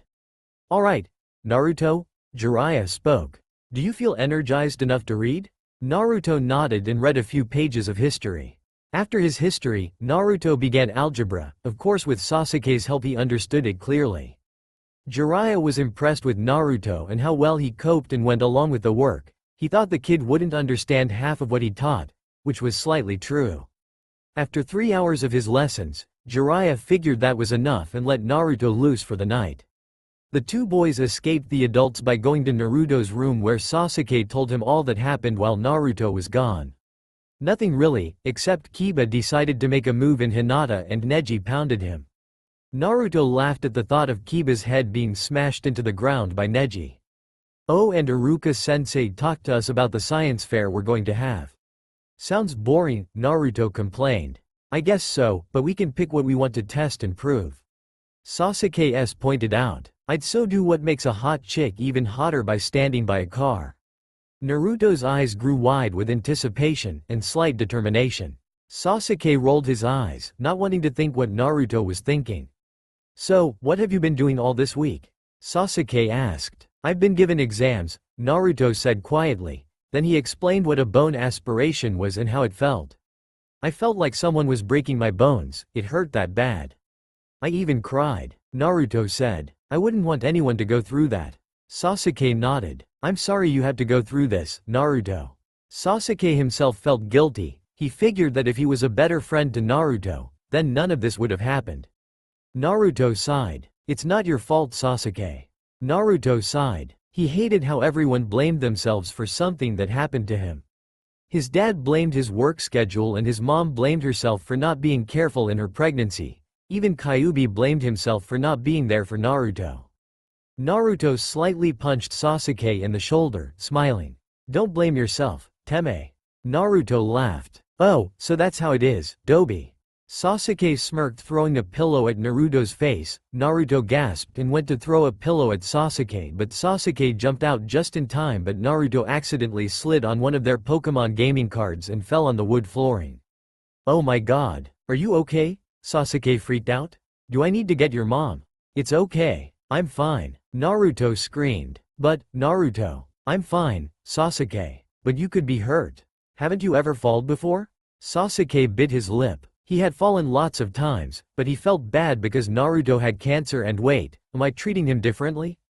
No wonder he hates being sick, because everyone treats him differently or blames themselves, and look what I'm doing. I'm sorry, Naruto. Sasuke said to Naruto's turned back. You're my best friend, I don't want you hurt. Naruto turned and sighed. It's my fault for yelling at you, Sasuke, okay. I had to get used to that, I guess. Sasuke gave his famous smirk, but it died when he noticed something. Naruto, there's something different about you, he pointed out. Different? Oh, this? Naruto took off his nightcap and Sasuke gasped. Naruto had little to almost no hair on his head. Sasuke had never seen someone bald, in person, but he felt awful for pointing it out. Don't worry, Naruto smiled. My Ka-san says even though my hair is falling out, it's not the least of my problems. Naruto spoke sadly. She says I can have a wig from Locks of Love later on in the month. Naruto said. Sasuke felt his hair, wondering if it would be long enough for Naruto to have. Both boys ignored the topic of cancer and went back to their Yu-Gi-Oh decks and started their battles when the phone rang and Kyuubi hollered up the stairs. Hey, Naruto telephone. Kyuubi hollered. It's your girlfriend, Kyuubi. Naruto raced downstairs. Hey, Naruto telephone. It's your girlfriend, Kyuubi. Sakura raised her eyebrows as she heard a thumping and then more screaming, and it sounded as if someone was laughing. Hello? Naruto asked. Hey, Naruto. It's me, Sakura. Sakura smiled. Sakura. Hi, how are you? He sounded happy, in Sakura's mind, and excited. Oh, I'm fine, I haven't been doing much, how about you? She was laying on her large pink bed, rolling on her stomach while various fashion magazines sprawled out everywhere and makeup won her dresser along with a school pic of Sasuke with a heart circled around it. She smiled and kissed the picture of Sasuke. Oh, I've been doing okay, I have had to get a few exams of bone. She rolled her eyes and tossed the phone on the bed and continued to marvel the picture of Sasuke. She couldn't wait till Naruto died, and she could have him all to herself. She decided to pull out her mother's wedding magazines and take a look at the shoes she'd want to wear at her and Sasuke's wedding. Hello, Sakura? She was startled, nearly forgetting she was on the phone with Naruto. Oops, sorry Naruto, I dropped the phone and couldn't find it.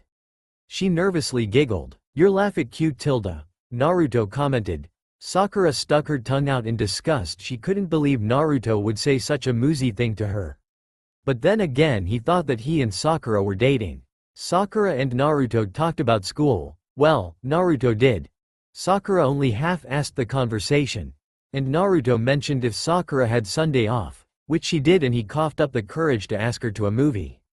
She agreed, hoping Sasuke would be there.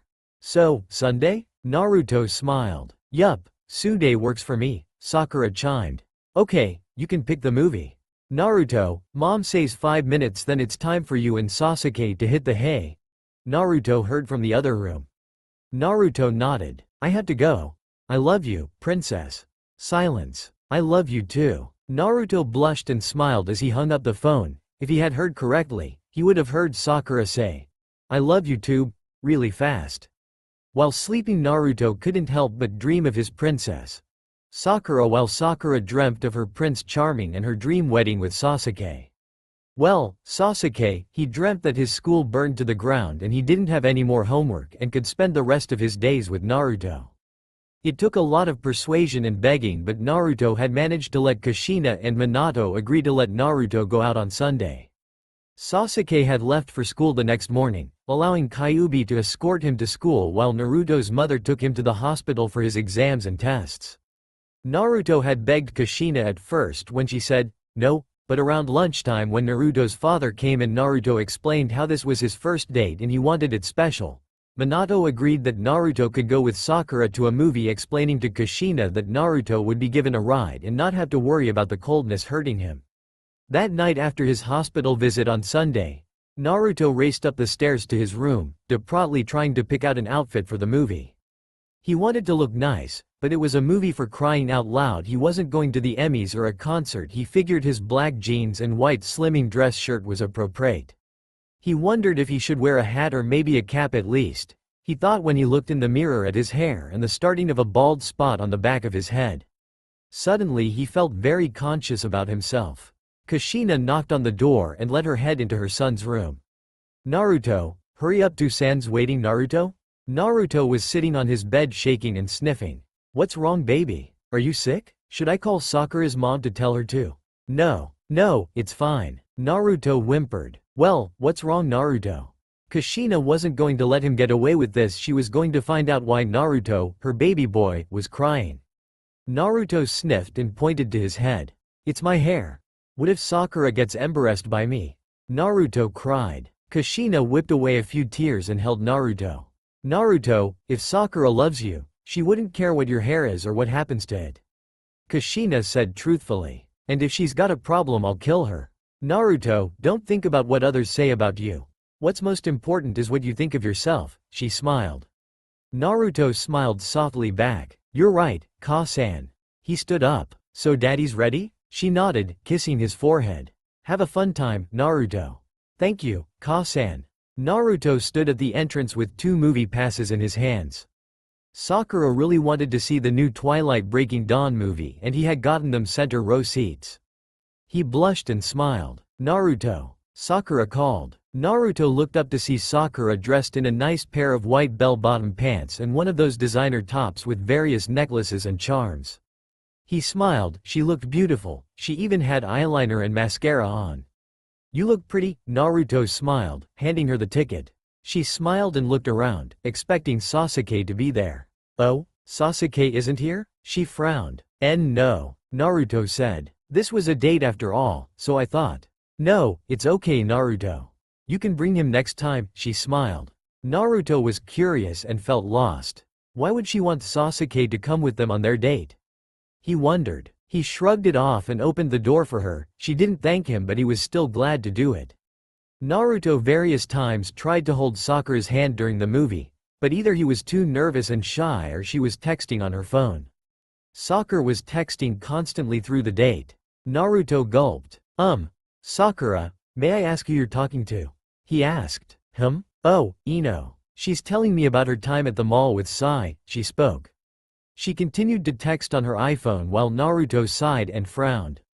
He felt he was the only one watching or enjoying the movie, more or less the date. When the movie was over, Sakura dragged Naruto to the mall where she met up with Ino. They chatted for a while and Naruto became quite bored. But when he thought his night was going to get worse, Sakura looked over at Naruto and frowned. "I'm sorry, I haven't been nice to you, huh?" she smiled. Naruto blushed looking at her. Excuse me?" Naruto asked. Sakura looked over at the car honking to the two. It was Kyuubi and his friend Pain wanting desperately for Naruto to hurry up and get into the car. "You see, I've been so shy of you. Oh, you must think I'm crazy." She pretending to blush and hid her face behind her hands. Naruto gently pulled them away and shook his head. "Sakura, I think you're—" Before he could finish he felt her wet lips on his, gingerly kissing him, and he kissed back, his eyes closed and mouth open. When the kiss was over, Kyuubi and Pain were dumbfounded and Naruto's face was beet red with love. Sakua? He meeped. See ya, round Naruto, she smiled waving him off. Naruto walked backwards slowly into the car and smiled. He had his first kiss. If he had looked back he would have seen Sakua depretly wipe away her mouth with a handkerchief. She dreaded ever making that move on the blonde. Oh well, it'll be over in a week, she assumed. Ever since the date, there has not been a day when Naruto didn't call Sakura or, to keep things from being suspicious, Sakura calling Naruto. Not only, in Naruto's mind, has the relationship been going good, but his cancer had gotten worse. Naruto one night complained about his legs being sore and was sent to bed extra early only to wake up in the middle of the night, fall down the stairs and be taken to the hospital. Currently he was in the ICU with about 2 IVs in his legs. Apparently the cells in his legs were decreasing, causing pain and possibly future walking problems. I'm afraid we've let this cancer on too lightly, Tsunade informed. I can't say that we have the proper equipment here. I'm going to give you both some time to think about the Kahona Cancer Center in northern Kahona. I might have to refer Naruto there. They'll have special medicines and equipment there for him. Also they'll teach him basic diets and teach him how to do things he already knows how to, only carefully. Minato looked at the ground. The Kahona Cancer Center, that was in northern Kahona, about a 2 hours drive. He looked at Kushina. We'll think about it and we'll have an answer by tonight, he said. Tsunade nodded, stepping out of the room. Kushina swiftly walked to Naruto's bedside where currently the small boy was sleeping because of the painkillers and sleeping drugs he was given. She whimpered. Minato, it's getting war, she cried. He rested a hand on his wife's shoulder. She was shaking, but not because of the coldness of the hospital. I know. And I'm guessing the only thing we can do right now is send him to the KCC-. Minato, that's over a 2-hour drive. We can't leave him in the cancer treatment alone. Kushina harshly whispered. Minato put a finger to her lips. Which is why the boys are going to hate me, he said. Kushina raised an eyebrow. Kushina, we have to move. Move? Naruto whined. He had just woken up and after another bone exam, tears and an explanation that his family and he were moving, you could say Naruto wasn't having a good day. But, we can't move. Naruto cried. All of my friends are here. My girlfriend is here. Kushina sighed. Naruto, you friends and Sakura CCAN visit the cancer center anytime they want. It's only a 2-hour drive. But what about Kyuubi? He doesn't want to move. Naruto Blanty yelled and pointed out. Minato sighed. That was true. Before they told Naruto they explained to Kyuubi about the move. Kyuubi of course was not happy about moving, but once Naruto's name was mentioned in the cancer treatment center, Kyuubi remained quiet and said he'd pack his bags himself. Naruto's reaction had been normal, but at the same time irrational. I don't care, I'm not moving, you can move without me. He pulled the covers up from his hospital bed, covering himself and curled up in a ball on the bed. Kushina went to say something but Minato waved his hand in an, I got this motion. Naruto. Why would we want to move without you? He smiled. Because, moving's dumb. Naruto mumbled. Ah. I see, Naruto. If we had a cancer treatment center here closer to home then we wouldn't move. Naruto, we wouldn't be moving if Ka-san and I didn't think it would be the best choice for you. That's all we want, is for you to be out of pain. Minato softly spoke. Naruto. I know moving's hard and it will be, but the bright side is Toussaint and I will be able to be with you every day. Kyuubi too. Kyuubi too? Naruto's head popped out of the blanket. Minato and Naruto nodded. Jiraiya-san is coming with us to still be your tutor and we figured that if Kyuubi behaves. Naruto giggled. Then we see no problem as to why we can't homeschool you both. Kushina smiled. Naruto sighed, still not liking the idea about moving, even though his daddy and Ka-san would be with him all the time. Kyuubi too. I don't want to leave my friends, or Sakura. He admitted, a few tears falling from his face. Minato whipped them away and lifted his son's chin. I know, baby. This'll be hard on all of us. But I promise, your friends and Sakura will get a chance to see you again. Minato promised. 3 weeks had passed and soon all of Naruto's and Kyuubi's things were packed into boxes. The house had been sold and currently, Minato was trying to set everything accordingly into the family car. Kyuubi and his Akatsuki gang were bidding their goodbyes while Naruto hugged Sakura, whom weakly hugged back, He assumed the shock of him moving must have caused some pain for her. "I'm sorry, Sakura," he apologized. "Don't be, you need this," she smiled, taking her hand and stroking his cheek. "I just don't want to be far from you," she cut him off. "It'll be fine. I love you, Naruto." She gave him a quick peck on the cheek, hoping no one saw her uncaringness. Sasuke walked up to Naruto, both giving each other a bro fist and hug. "I'll miss you, Sasuke," Naruto admitted. "Don't worry, you can count on seeing me every weekend." Sasuke beamed. Naruto's eyes widened. "Itachi's going to drive me up to see you so he can see Kyuubi as well. My parents say it's okay as long as I keep my grades up." Naruto was on the verge of crying once more, but he blinked them away.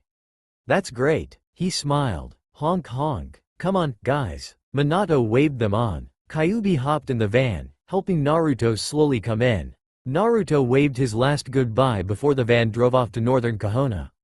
Naruto sighed, his eyes feeling very heavy at the moment. He closed them and proceeded to fall asleep, dreaming that he never moved in the first place. The house wasn't grand, but it was far from middle-class housing. It must have been twice as big as their old house. "Well, this is it," Minato smiled. "Ain't it cool?" It was a semi-western house with even a small garden in the front. Kyuubi grunted and Minato heard that. "Come on dog, ain't this the shiznits? Tusan. You got no swag, you can't say that." Kyuubi huffed, obviously still pretty upset about the move. The only thing that kept him calm about the move was the cancer help Naruto would be getting. He stomped past his father, determined to have the biggest room. Minato froze with a dumb and sad look on his face. Kushina laughed and Naruto lightly punched his dad on the arm. "I think you've got swag, daddy." Naruto smiled. Minato smiled kindly to Naruto.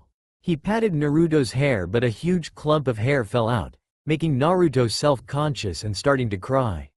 Oh Naruto. I'm sorry, I didn't mean to. Come on hun, let Ka-san make you something to eat. Kushina replied, helping Naruto inside the house, leaving Minato in a guilt ride. Naruto's tears were replaced by astonishment when he saw the house. The Shimokukan style inside was all white wall and wood finishing. The large staircase curved at the top and the living room was 3 times as big as his old living room. The kitchen was magnificent and there was even a frog pond in the back. Want to see your room? Kushina smiled. Naruto nodded, holding on to a few of his stuffed frogs that he loved as a child. Naruto was led into the master bedroom where Kushina pulled on a string in which the large sliding paper door moved and there was a room just Naruto's size.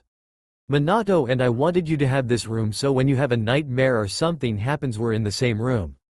Kushina smiled. Naruto looked up at his red-haired beauty of a mother. Thanks Ka-san. He smiled. She held him in her arms warming him. Naruto's bed and things were all set up and pretty soon the once empty house was filled with the family's belongings.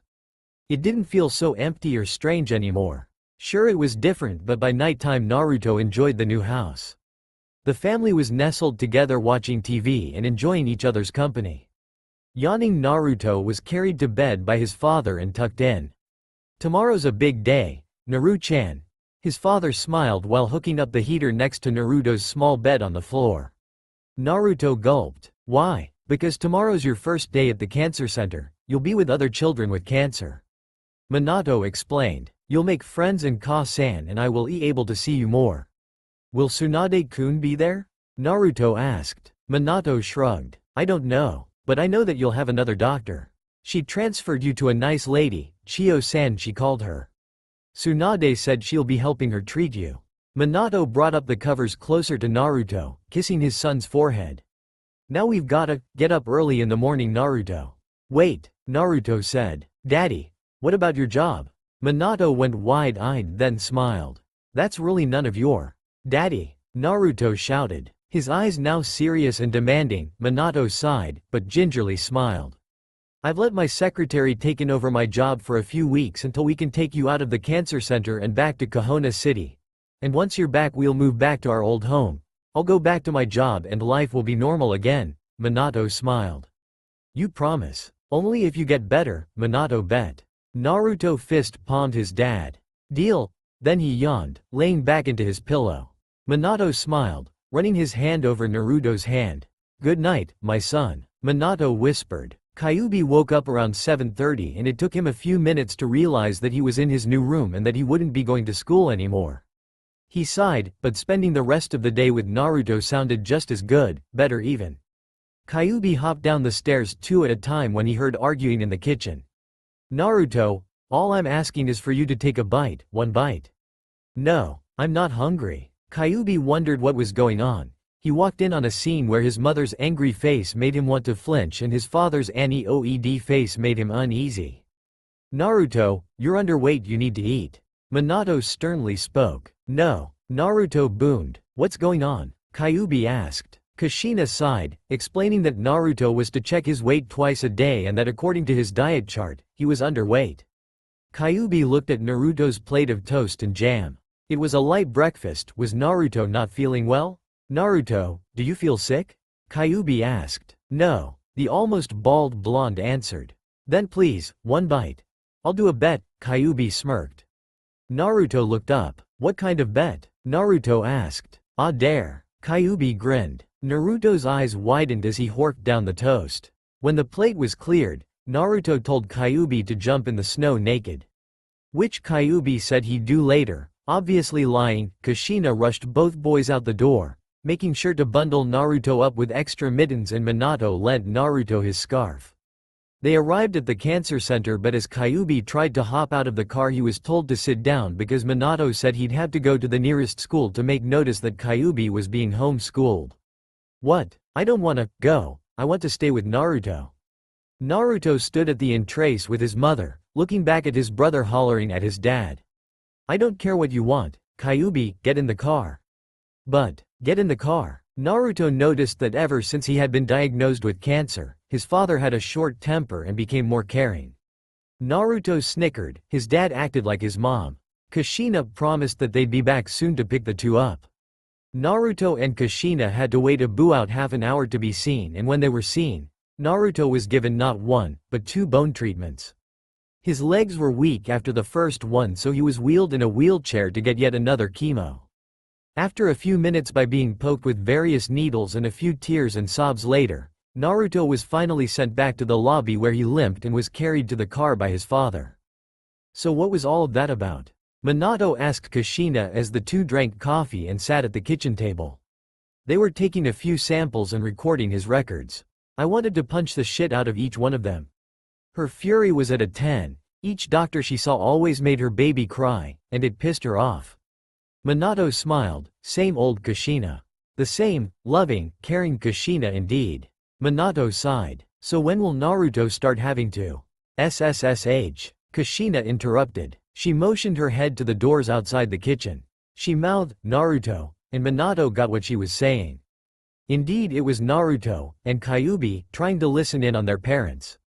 Kyubi, am I gonna die? Naruto asked, trying not to cry.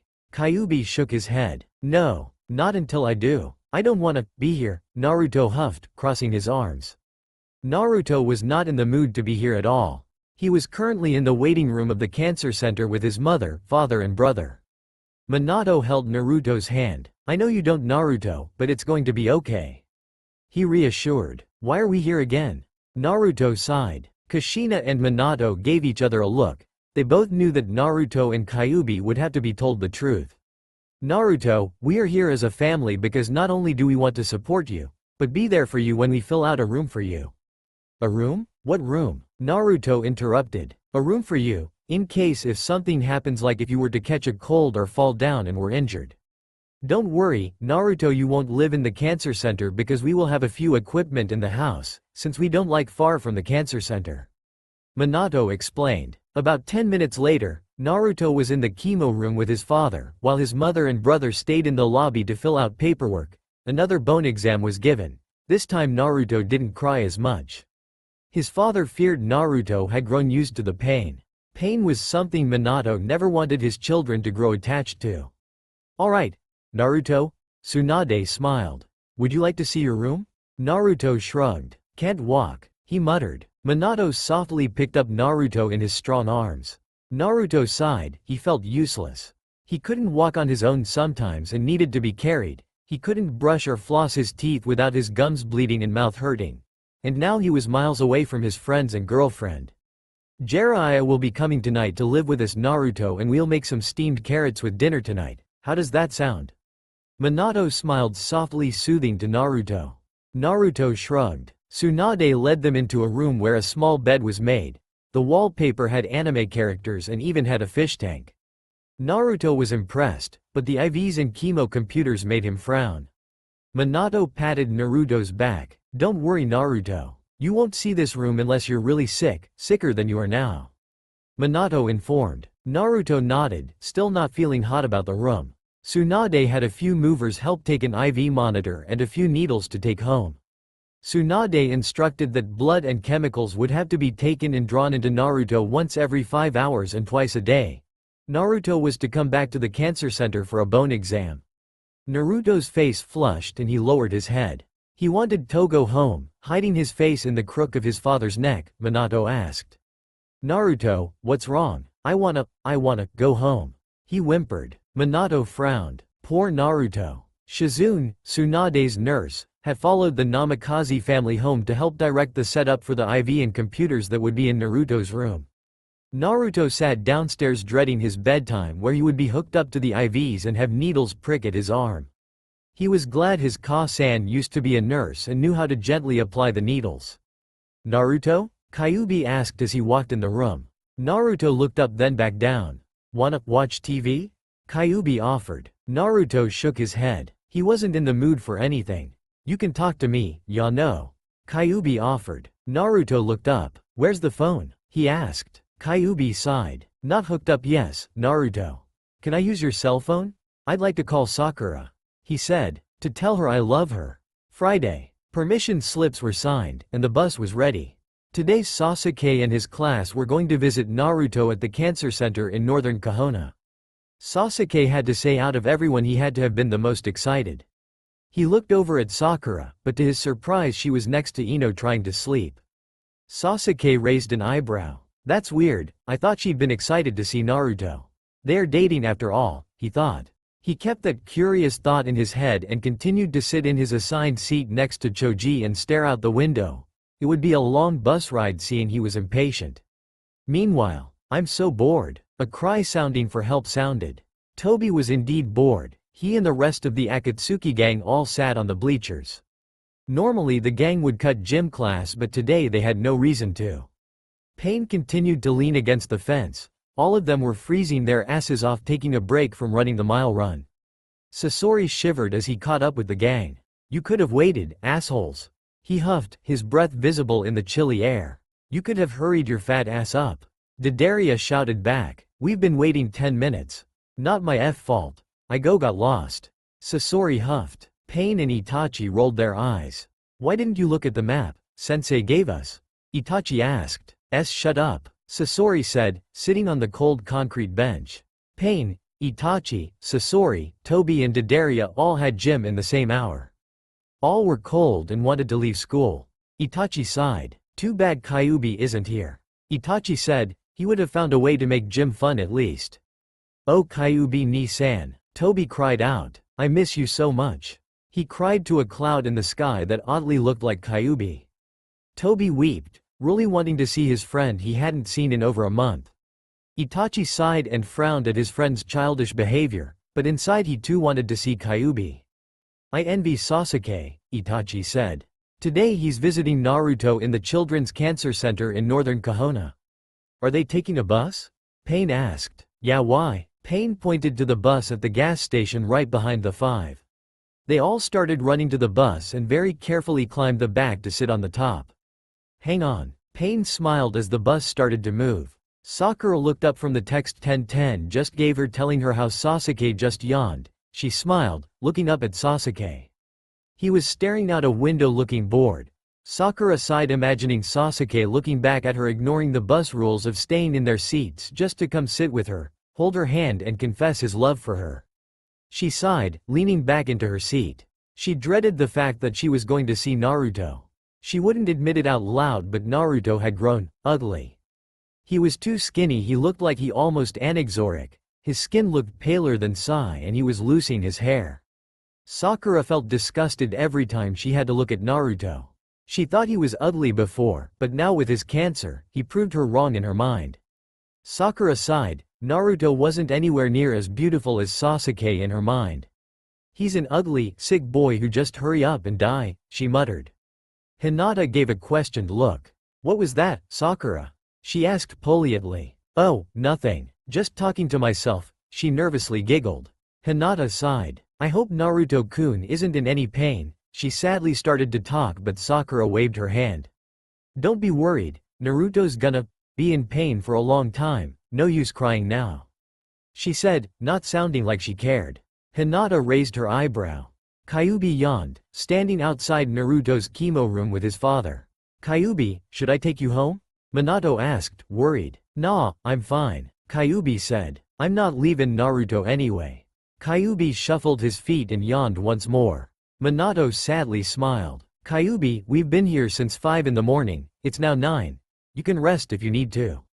No, it's okay. Plus you have to stay here for Naruto while I leave and show Naruto's class where my brother's room is where they get here.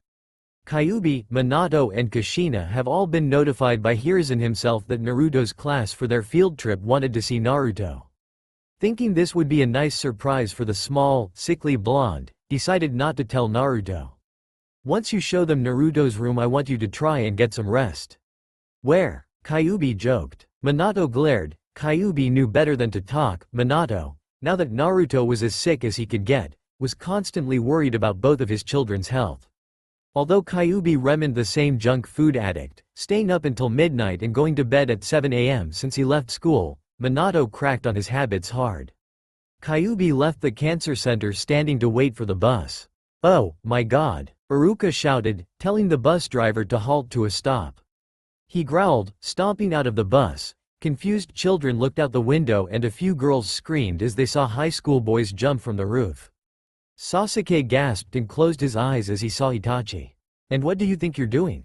Iruka screamed. Going to see a friend, Pain said, not really caring if he was in deep shit at the moment. You're all students of Kahona High, am I correct? You shouldn't even have left school property. Iruka screamed. Well, we're about 8 miles away from Kahona City, feel like driving back? Pain spat. Iruka glared at the boy, walking closer to him. Don't think I won't have you expelled for this stunt you did.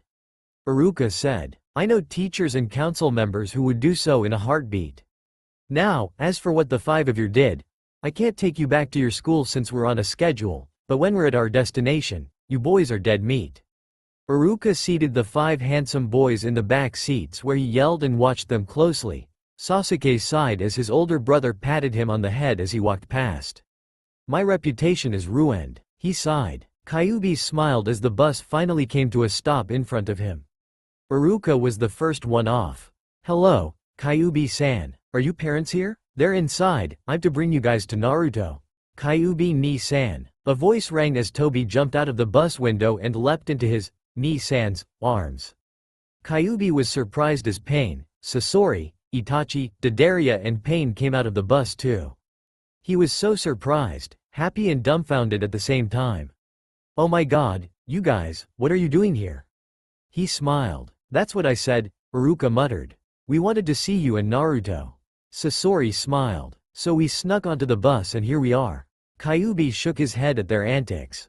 Iruka said that the 5 would have to stay on the bus, although they completely ignored the teacher and Kyuubi led the class to Naruto's room in the cancer center. Naruto's room was on the 5th floor. Naruto was currently in his room, having blood drawn from him from a nurse when the door knocked. Who could that be, I wonder? Minato smiled, knowing who it really was. Naruto gave a curious look. Who's here, Naruto?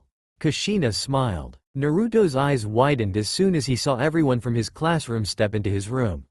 He smiled. What are you doing here? He asked, sweetly. It's our field trip, Naruto-kun. We wanted to see you while you're feeling better, Lee smiled. Naruto smiled back, but he blushed seeing Sakura. Hello, Sakura, he smiled. Sakura looked up from her phone, figuring she had to do something so no one suspected anything. She walked to Naruto's bedside. She smiled sweetly and continued to text. Naruto frowned, he figured Sakura missed him and would at least want to look at him. But despite Sakura, he was glad all of his friends came to see him, But what made him happier is knowing that they could have gone anywhere they wanted and they chose to see him. Iruka, he noticed, hadn't changed, and at the moment he was yelling at Kyuubi's friends for sneaking out of gym class to sneak on a bus all the way to North Kahona. Sasuke, Naruto smiled. I think I have you to thank. Sasuke blushed, smiling. It was nothing, I'm keeping my promise to see my best friend. Gay, Naruto chimed. After 2 hours of visiting, Iruka had finished talking to Naruto's parents about future visitation. Alright class, time to go, Iruka said. Every class member, awed, in disappointment. Naruto reached out for Sakura's arm and she pretended not to have felt or heard him. She didn't want to feel his cold hand, his cold, bony, and sickly. She'd rather feel Sasuke's palms. Sakura, Naruto cried, she couldn't lie to herself, she had to have heard that one. She sighed and turned around. Yes, Naruto? She asked. I missed you, Naruto sweetly smiled. I tried to call you, but you weren't picking up the phone. Yeah, I was busy, sorry. She apologetically smiled. Sakura. If it's not too much, could I? Naruto blushed, smiling. Can I have a kiss? Sakura hesitated for a moment. Kiss Naruto's dry and chafed lips? She thought to herself. She swallowed what she felt was bile in her mouth and quickly kissed Naruto on the lips. Naruto blushed, closing his eyes as he softly kissed Sakura's lips. He had craved and wanted this for days. His eyes widened as she pulled away, grabbing for a tissue to wipe away the drool. Oh, I'm sorry. Well, I gotta go, she said. Her back was turned as she continued to wipe away at the drool that came from Naruto's mouth. Naruto hadn't meant to do that, he couldn't control his fluids in his mouth. She stormed out of the room, nearly bumping into Kushina, who left the room to use the bathroom. Kushina dodged the pinkhead and groaned. She narrowed her eyes. Something about Sakura, Kushina didn't like. And this wasn't that normal mother feeling all mothers got when their sons had a girlfriend, this was different. Naruto, Kushina smiled. Naruto looked up and smiled. Did you enjoy your time with your class? She asked. Yes, I did, thank you Ka-san. He beamed, he looked down at his sheets and sighed, lovingly thinking and daydreaming about Sakura. Kushina bit her lip and hesitated for a moment. Naruto. Is something wrong with yours and Sakura's relationship? She asked. Naruto looked up. No, why do you ask? Well, it's nothing, I was just curious. She smiled. But remember Naruto. Kushina started. Naruto went from a simple smile on his face to a horrific look as his mother frowned with a bloodlust look in her eyes. Holding what seemed to be only a butter knife, but with her expression she made it look like a butcher knife. If that pink-haired tramp harms you, I'll kill her, she softly said, with a sharp tone in her voice. Naruto was speechless until his father walked in. What's going on? He asked. Ka-san was saying if Sakura did anything bad, that Ka-san would kill her. Naruto stammered. Minato smiled, then added a small laugh. Oh, Naruto, don't worry about her, he assured. Really? Of course, because, Minato started. Huh? She'll have to wait her turn after I'm done. I'll dance in that girl's blood if she makes you cry. The small pen in Minato's hands looked like a kunai and his expression was nearly the same as Kushina's. Naruto closed his eyes, shook his head and hid in his covers. He really didn't want his family to hurt Sakura. So, that's them? A small, purpled-haired and fairly old woman, Ased Tsunade. Yup, the Namikaze family. Nice bunch of people. She grinned. Watch out for Kushina though, she'll kill you even if she assumes that you look at her family wrong. Oh, that's helpful. Tsunade laughed. Hey, Chiyo-san. Chiyo stopped before looking back at the other doctor. You'll help him live longer, right? Tsunade smiled. Chiyo nodded. I'll not only do my best, but I'll make sure of it. Yes I know. I understand. Minato sighed on the telephone. Kushina looked up from doing dishes and with a confused look stared at her husband. It was around 9:30 that night and Naruto had been sent to bed while Kyuubi worked with Jiraiya on homework upstairs. Very well. I'll try to get there tomorrow. Goodbye. Minato hung up the phone. Who was that? Kushina asked. My secretary. He said. I have to go back to Kahona City, I can't stay here anymore. I'm needed back for a meeting that can't be held any longer. Minato said. You're leaving tonight? Kushina scoffed. No. I'm leaving around 5 this morning, I'll be there at 7 my usual time. Minato. You can't just go back and forth to Kahona City every day. Kushina protested. How could her husband leave every day, and if he did that would be a lot of bills to pay out. You'd have to drive back and forth every day. Do you know the cost of gas right now? And what about Naruto and Kyuubi? They're gonna wonder when you'll be home and… Kushina, Minato said, stopping Kushina from her rambling. Kushina stopped and took one long look at her husband. I understand the costs it's going to take, and I believe that the best situation right now would be for me to stay a short while in Kahona City, while you stay here with the boys. Minato said. Kushina's eyes widened and she stopped breathing for a second. She was frozen in time, absolutely stunned by what her husband just said. What? She asked. Minato, I'm needed in the city. I can't keep my job if I'm up here. No job means no money means not care for Naruto. I told you not to take the job. Kushina hissed. Minato raised one eyebrow, confused as to what Kushina was referring to. 16 years ago when I was pregnant with Kyuubi you ran for mayor. What was wrong with your job at the bank? Kushina nearly bawled. When you won that election, you were never home. You missed out on so much. Kyuubi's first words, his first steps, his first day of school. The same goes with Naruto. And now, when your son needs you the most, you won't be there for him. Do you think I want to be away from my family?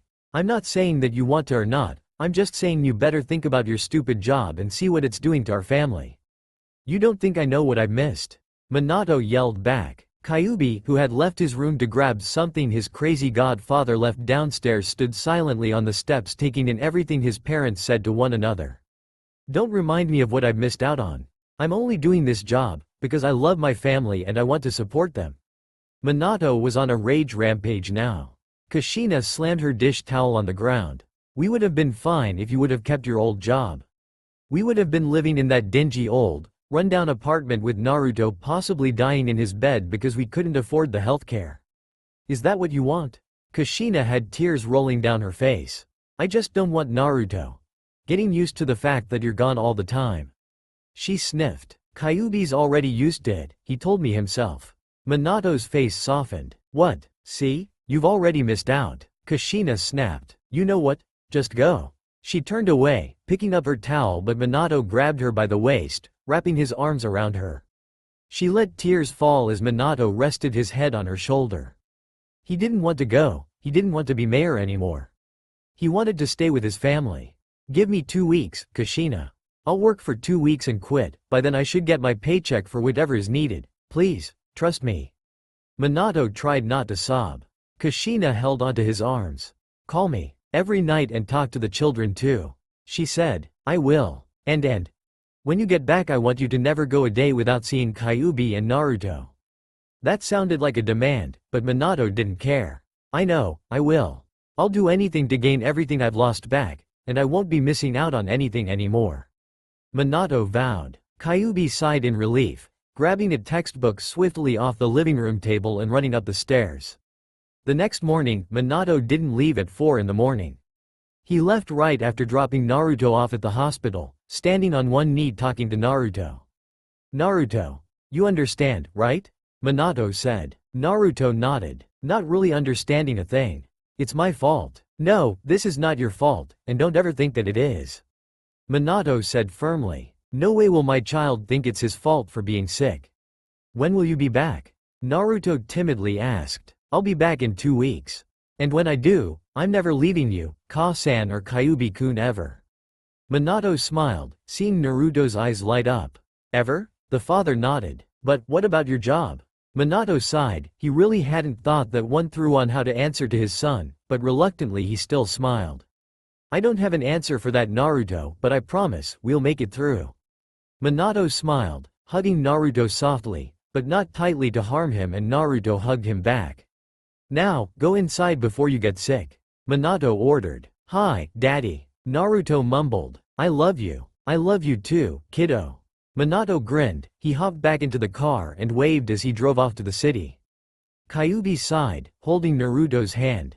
My legs hurt. Naruto mumbled, trying not to cry. Here, I'll carry you. Kyuubi offered, smiling as he picked up the skinny younger brother. Kyuubi gasped, feeling how light Naruto was. Naruto, are you eating? Kyuubi asked. It was meant to be a joke, but with the look on Naruto's face, Kyuubi secretly knew he had discovered something Naruto didn't want anyone to find out.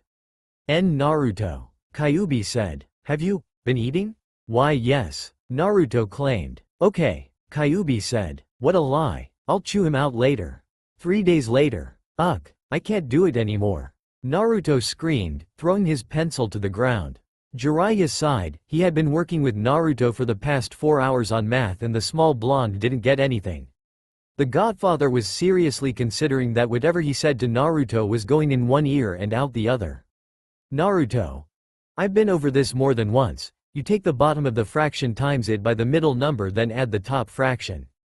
It's easy. No, I get that. It's making the improper fraction into a decimal, is what I don't get. Naruto huffed. Screw this, I'm not doing it. He hid his face in his arms on his desk. The godfather sighed, not really wanting to deal with teenage hormones. Naruto. I know math is mental abuse towards humans. Ha, ha, get it? Math? He laughed at his own joke but Naruto didn't respond. But that doesn't mean you can throw a fit and stop doing what you're doing. I have to turn in your work to the school to prove to them that you're actually doing the homeschool requirements and not just slacking off at home. Don't care. He mumbled. Nice attitude. The pervert groaned. Now erase your answer to do it again. No. The blonde hissed. Naruto. Jiraiya warned. I don't like kids. I hated being one and I sure as hell don't like snotty brats. Now do as I tell you to.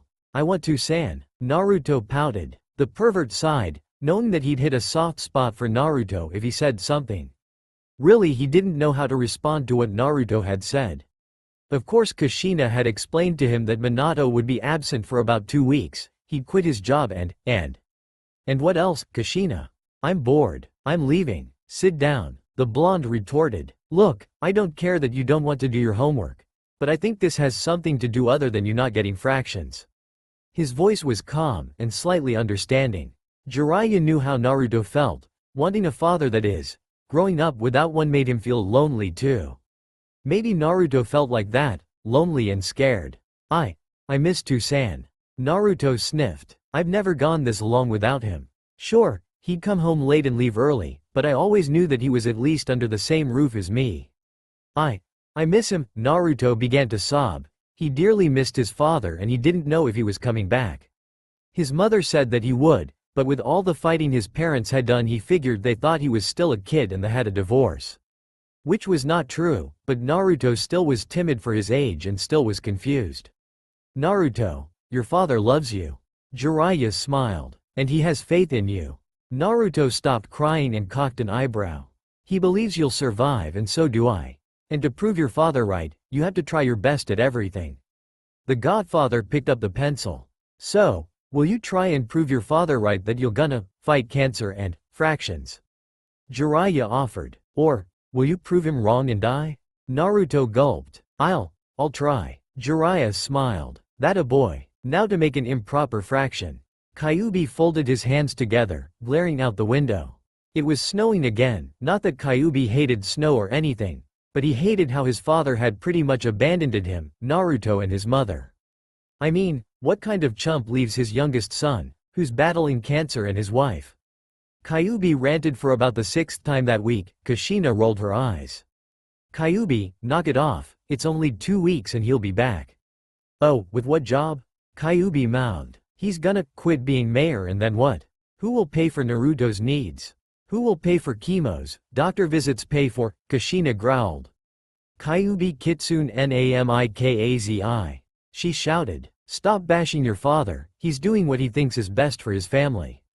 Kyuubi huffed, laying his head on the table to stare out the window again. Kushina and Minato had lectured him about changes that would happen to their little family when Naruto went to the cancer center and Kyuubi got all of that. Sure he hated the move and sometimes being homeschool wasn't all it cracked up to be. When he tried to study he could hear his parents argue about costs and time it took. And at the cancer center all that was there was a sick and upset Naruto. He was sick and tired of all the complaining, whining and nagging.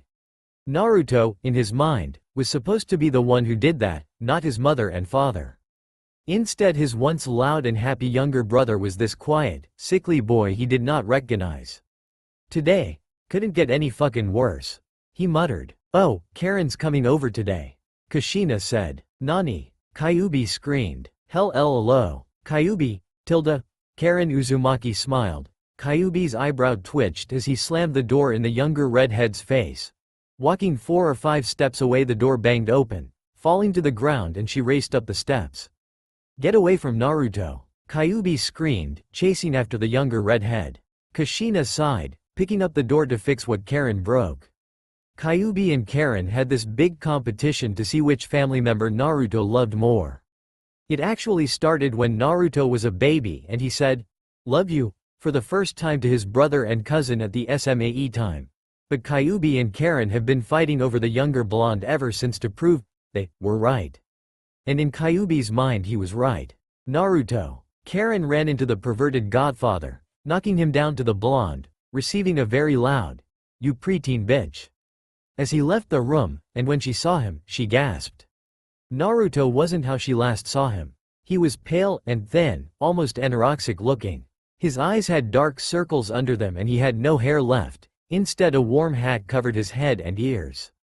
He was in the comforts of his own bed, but to the side she saw an IV stand where next to that was a machine that recorded his heartbeat. She stopped her competition with Kyuubi and felt tears come to her eyes. "En Naruto?" she asked. "Oh, hi Karen," he smiled. How can he still smile? He must be in so much pain. "Hi, Naruto. How are you?" Karen smiled sweetly. Kyuubi huffed, running to Naruto's side. "He's my brother, bitch. And I want—" Kyuubi stopped talking, seeing Naruto yawn. "Daddy's gone." Naruto frowned. Kyuubi draped a blanket over Naruto, making sure he stayed warm, flipping on the heater as well. He said he'd be back, but I dunno. He was drowsy and Kyuubi could tell. "Naruto, you just rest now. I'll watch over you." Kyuubi smiled, turning to Karen, noticing how she was frowning. Kyuubi smiled, seeing Naruto had dozed off. Kyuubi also noticed how much Naruto slept during the day. If he wasn't at the hospital, he was either taking a salt bath with a small jacuzzi attached in his parents' bathroom, or he was eating his diet foods, or sleeping. Mostly sleeping. Karen and Kyuubi sat at the small table in his parents' attached room. "How long has he been like that?" she asked. I mean, how long has he been hooked up to that IV? "I think my godfather just hooked him up to it. You saw the one on his arm, but if I lifted the blankets you would have seen some on his legs. Since he complains about the pain he has down there on them, he sometimes can't walk and either Dad or I have to carry him. I don't mind it at all, to be honest, but I think Naruto doesn't want to be treated like a baby anymore." Kyuubi chuckled at that last part. Karen smiled. "Wait, his diet? He's so skinny, his doctor put him on a liquid diet until he can stop throwing up solid foods." Kyuubi said. "He's craving ramen though, he hasn't had it in a week." Karen got an idea. "Well, I'll just make him some low-fat diet ramen. He's gonna love me more than you." She screamed, running out the door, Kyuubi following her. "Like hell you will." Minato smiled, holding a picture he kept on his desk. He had various pictures of Kushina, Kyuubi and himself on his desk and he liked them all, but he took a pretty long time staring at one picture in particular. It was a picture of Naruto all wrapped and bundled in a blanket at not even the age of 1, sucking on a bottle of milk while Minato held him. Minato smiled. Naruto was so tiny. He was born premature, 4 weeks premature to be exact. Naruto was so small, Minato could hold him and he'd feel light as a feather. "Maybe it is my fault," he muttered, setting the picture down. "If I were home more, then he wouldn't be so sick." He frowned. It was his last day as mayor. He had given the news and word spread quickly. He could care less anymore about Kahona. He wanted his son, his baby boy. He sighed, packing the pictures into the suitcase and looked around his office room. It was so empty now, but this emptiness felt full, in his heart at least. Minato had so many memories in this room. The walls have been painted to a light blue, they were white before, plus the black Sharpie marks Kyuubi had drawn when he was a naughty 2-year-old. He smiled, recalling that memory. Kushina was 8 months pregnant with Naruto and Kyuubi wanted to go to his work to see what the heck Minato did all day. Kyuubi had gotten bored and curious when he found the black Sharpie marker, important documents, walls and even other office supplies were damaged. Although Kyuubi earned himself a spanking and sent to bed, Rayleigh, Minato always came into work smiling at the Sharpie damaged wall. Minato shook his head. He had to leave. Naruto was expecting him. Don't worry, Naruto. Shio-san is only going to run a test. Kushina soothed. Naruto was still fidgety. He didn't like needles poking at his bones, grinding down and hurting him. He would always feel weak and sore after it's all said and done. Naruto, shakingly, laid on the table in a fetal position as the needle struck into his hip's bone. He nearly crushed Kushina's hand, but she didn't care. Kyuubi nearly lost his lunch and hunched over the wastebasket. After the chemo tests, Naruto was allowed to rest in his room, and that's where our, now bald, teenager was. His eyes fluttered behind his eyelashes and Kushina sighed. When's Tusan coming? Kyuubi asked. He said around noon. So never. Kyuubi. Kushina slapped his hand. Don't say that. It's the truth. Kyuubi protested. Oh really? A voice called. Kushina gasped, turned around and ran to her husband's side, hugging the daylights out of him, trying not to cry. Oh, Minato. Kushina blubbered. You have no idea how much we missed you. Naruto missed you. I quit. Minato silently said. The job. Kushina frowned, but she nodded. Their problems would soon start to show later, but right now all Minato wanted was a chair to sit in when he watched his son wake up from a nap. Naruto was never the one to be frantic about hair. To be honest, he could care less if it was brushed or not. When he went to school before the cancer, he's put on that headband with the swirl on and let his hair every which way. He could go days without brushing it and it would still look good. But just because he didn't care how his hair looked, doesn't mean that he didn't care if he didn't have any. Naruto had lost all of his hair. There was nothing left. He felt conscious and embarrassed about himself now. He felt so bare. Here, Naruto. Kyuubi smiled, handing Naruto his cell phone. Sasuke's on the other line. He smiled. Hello? Naruto asked. Hey, Naruto. How are you? Sasuke smiled, asking on the other line. Tired. Naruto yawned. He hated these tests and chemos. It made him lose his hair and he always felt tired after them. With all the sleep he's been doing, he guessed he would start to sleep his life away. Sasuke smiled sadly. True, but whatever's making you tired should be helping you. Sasuke encouraged. Besides Sasuke, my mom says I can't talk anymore. Naruto said. I'm sorry. No, it's fine. Sasuke smiled. Call me when you feel better. Thanks, bye. Sasuke hung up the phone and sighed. Things have been boring in his life since Naruto moved away. Boring and lonely. He sat on the couch turning on the TV. There was nothing better to do in his mind. The doorbell rang and he gave a curious glance at the door. Standing up to answer it, he was surprised to see the pinkette Sakura Haruno standing at his doorstep. She smiled. Hello, Sasuke-kun. Oh, hey, he said, being polite. What's up? She blushed. Oh, nothing, I was wondering if you'd like to hang out today. My Ka-san doesn't need help at her store and Ino's busy. Sasuke raised an eyebrow. Not once did she mention Naruto. Did you try calling Naruto-san? He asked. No one was answering. She lied. Oh, Sasuke said. Well, I don't know, my parents are at a meeting and Itachi-ni-san is out with some friends. I'm not even supposed to have anyone over too. Oh, please? She begged. My house is far away and I don't have any way to get home. Then, how did you get here? He asked. I was at the shopping mall. We should go, it's not far. She smiled. Sasuke couldn't help but notice the way Sakura was dressed. She had on white flats, not made for winter, more or less snow. And she had on white tights and what seemed to be a sparkly purple skirt he noticed under her coat. He sighed. He knew that this was Naruto's girlfriend. He guessed Naruto would want, or expect, him to make sure Sakura wasn't sad while he was away. Sasuke was a boy. He thought of girls like any normal boy would, but not Sakura. In his mind she wasn't his type. While walking to the mall, Sakura forgot her gloves and asked Sasuke if he would keep her hands warm by holding them. Sasuke nugged her, handing her a pair of his mother's gloves. The trip to the mall was a drag for Sasuke. He felt annoyed seeing Sakura trying on all these flirty dresses and shoes. Sakura on the other hand felt like she was on cloud nine. She thought Sasuke would smirk every time she came out in a big puffy dress or that he'd blush seeing the makeup she'd put on. But even though that wasn't the case at all, Sakura didn't mind. I had a fun time, Sasuke-kun, she blushed. Yeah, I wonder how Naruto's doing. He must be in pain. Sasuke frowned. Sakura rolled her eyes. Why are you so worried about him? He's going to be fine. Sasuke looked up and stared at the pinkhead. What? I mean, it's Naruto. He'll be fine, he always is. Haruno, didn't you see him clearly last time? He has no hair, he was thin. Almost anorexic because of the diet he's on. Imagine how hungry and miserable he is. Sasuke boomed. Sakura held up her hands in defense. Alright, I'm sorry. Why are you so worried about him? Sakura asked. Sasuke's eyes widened. What? He slowly asked, except his tone was dangerous and daring.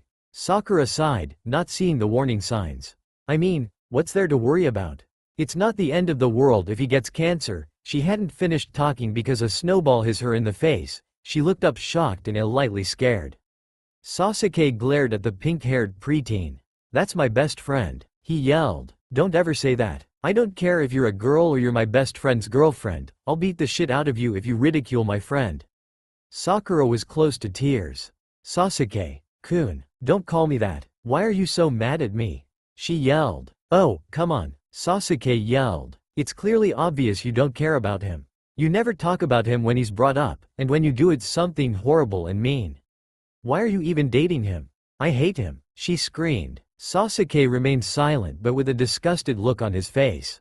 I hate him. He's annoying, he wouldn't stop flirting with me while we were in school, so I figured that when he had cancer I'd pretend to like him so he wouldn't die in vain.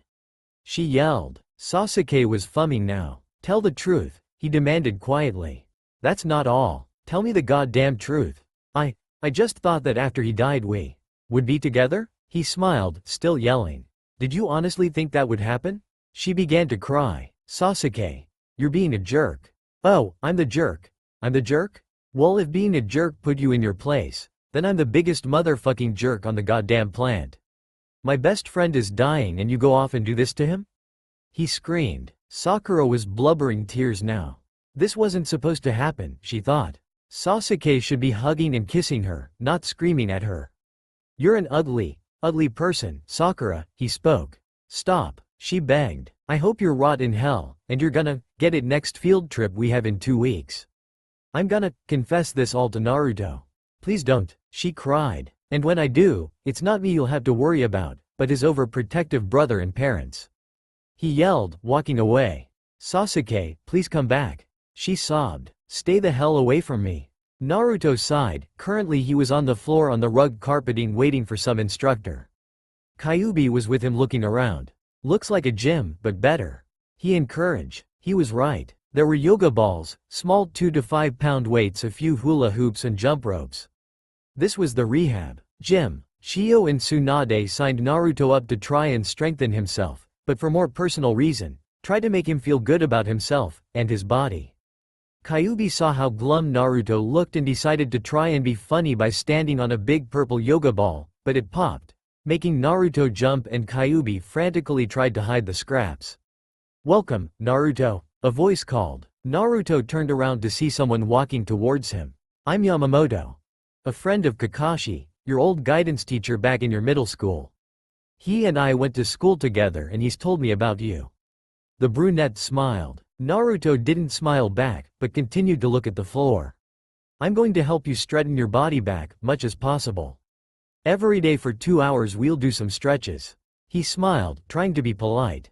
Naruto huffed, just wanting to get this over and done with so he could go back to bed. Kyuubi sighed sadly. Naruto looked to be in pain. He was sitting normally on the floor, but Yamamoto wanted him to try stretching his arms to the sides and above his head. Naruto would wince in pain from his muscles popping, or Yamamoto would try a different position. Although Naruto did try his best, but he gave up. I can't do it, he whined. I can't, Naruto. Don't feel bad, most patients your age can't do it well either. Most adults with cancer can't make it past the exercises. Then why am I doing this? He yelled. Kyuubi sighed, patting Naruto's back. It's to try and help circulation. The brunette replied. Naruto. I think that's enough for today. Good try though, he smiled, helping to buoy up. I just wanna go to bed. Naruto sniffed. Yamamoto nodded. Kyuubi, can you carry him? I think his leg muscles are weak. Kyuubi didn't need to be told twice. He scooped Naruto up and showed the trainer where Naruto's room was. Naruto was gently laid on the bed while Yamamoto talked to Minato and Kushina. Naruto couldn't sleep, even though he was exhausted. The small family returned home much later than they usually did and the snow kept falling. It was almost Christmas time. Kushina realized they hadn't bought any presents yet, nor had they went out to get a tree. All of this was coming at her so fast. She didn't even know how much money they had left in the bank account. She was currently piled up with old bills, a few notebooks with recordings and a calculator. She sighed. Minato. She frowned. What's wrong? He asked. We've only got 500 left. She sighed. That and $65.29. Minato nodded. I've got a friend who works for the newspaper up here. She said she could try to squeeze me in. She? Kushina raised her eyebrow. My old secretary, Rin. You remember her? Minato smiled. Kushina nodded, but was confused. I thought she went into the medical field after she quit. Kushina asked. She found it boring, I guess, but she left because of Obito, who I may add is married to her. Minato smiled. I've never seen him so happy to be with Rin. I knew he liked her and would always think about her and talk about her, but when it came to literally talking to her, he froze and became squeamish. Quite funny, really. So, you're sure you'll get the job? Kushina asked. Pretty sure. He smiled. Kushina sighed in relief. But until then I'm guessing we're on a budget, but I still have to go shopping for Naruto. Since he can't eat processed or most factory foods, it's the organic aisle I'm going down. It's not that I don't mind, because I don't, but Minato. The stuff he needs and the medical needs are so expensive. She sighed. I'm scared we won't be able to afford the care he needs. She felt hurt. She felt worthless. She couldn't even hold back her tears. What made her feel horrible, more than anything in the world, is not being able to provide for her children. Minato smiled, reassuring her, putting a hand on her cheek, stroking it.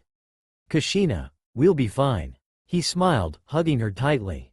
Though, he wasn't so sure himself. It looks like he has a cold. Chio spoke. Kushina gulped. Today it was just her and Naruto while Minato left for an interview with Obito. She kept Kyuubi home, with difficulty, asking him to clean and disinfect the house for Naruto. Naruto gulped. His cold had come back. Now what? What were they going to do to him? Chio talked about 2 chemos today and he didn't like the sound of that. What he really didn't like was the stretches he was forced to do after his chemo. It hurt his hips to sit on the floor and his legs felt numb. He almost fell twice and he felt lightheaded. His mouth felt yucky because he didn't brush his teeth, complaining that the floss and bristles made his gums bleed and he ran out of special salt, so when he bathed last night it made him feel nauseous. Kushina didn't like the sound of what she was hearing on how they were going to keep Naruto overnight to check and see if he would be stable enough to be taken home or not. What really irked her was, she wasn't allowed in the room while they did the tests. Taking his blood, checking for ear infections and everything else under the sun. She knew her baby wasn't a baby anymore, but Naruto was sensitive and still very much like a child. He was still so innocent. She pulled out her cell, calling Minato. Thank you so much, Rin-san. You have no idea how important this is. Minato smiled. He didn't even need an interview. Once Obito saw him and heard how Naruto had cancer, he automatically gave Minato the job. Especially after hearing how he needed to quit his previous one being mayor. Oh, it's no problem. Rin smiled. Obito wrapped an arm around her. How's Kakashi-kun? He smiled. Oh, he's doing fine. He helped make arrangements so Naruto's old classroom can send him mail each week. That really helps a lot. Minato smiled. Also Buzz. Oh, excuse me. Minato smiled, answering his phone. Hello? Minato. They're thinking about keeping Naruto overnight in the cancer center. It was Kushina. She sounded like she was crying, and she was. Minato frowned. Why? I thought he didn't need to have to stay the night, since we have some equipment at the house. He's got a cold and they don't want to take any risks. I think maybe I'll stay the night with him here. There's a couch I can sleep on and I'll be right with Naruto. It's fine, Kushina. I should be over there any minute now. Oh, hey, I got the job, he smiled. Really? Oh, that's great. Tell them I say, thank you, and they have no idea how much this means to me. She was happy now. Minato smiled. Hey, can I talk to Naruto? No, they're checking him and I can hear him crying. Minato. I'm gonna bust down the door if they won't let me in. Same old Kushina. Well, don't do that, Kushina, just be patient and wait. Don't break any doors. Rin and Obito gave each other a look. Break down doors? Okay, I love you too, bye. Minato hung up. I'm sorry, that was Kushina. Naru-chan has a cold and they're keeping him overnight to make sure nothing happens. Rin smiled sadly. I'm so sorry to hear that, Minato-kun. If there's any way we can help, we will. Obito said. Minato shook his head. That's fine, this job was actually a really big help. Thank you so much. $50,000? Kushina nearly ripped the bill in half, but her anger went down immensely when she heard Naruto whimper in his sleep. She sighed. The bill had came and the total, 50,000 big ones. They didn't have the money to even pay off half, and that's with insurance. She set down the bill and covered up her small one. She couldn't think about bills when Naruto is needed. It's not illegal if they don't pay it right away, but these bills will add up and Kushina had a feeling it wouldn't be paid off right away. Tsunade and Chio had referred them to financial aid and help, but Kushina only listened halfway through. The other half was her staring at her sleeping boy, worried and doubtful. She knew it wouldn't be right to show weakness, she had to be strong for Naruto. She had to be. Flashback. Ka-san. A cry came from another room. Kushina looked up from her book and saw Naruto running into the room crying. Her leapt into her hold and she held him tight.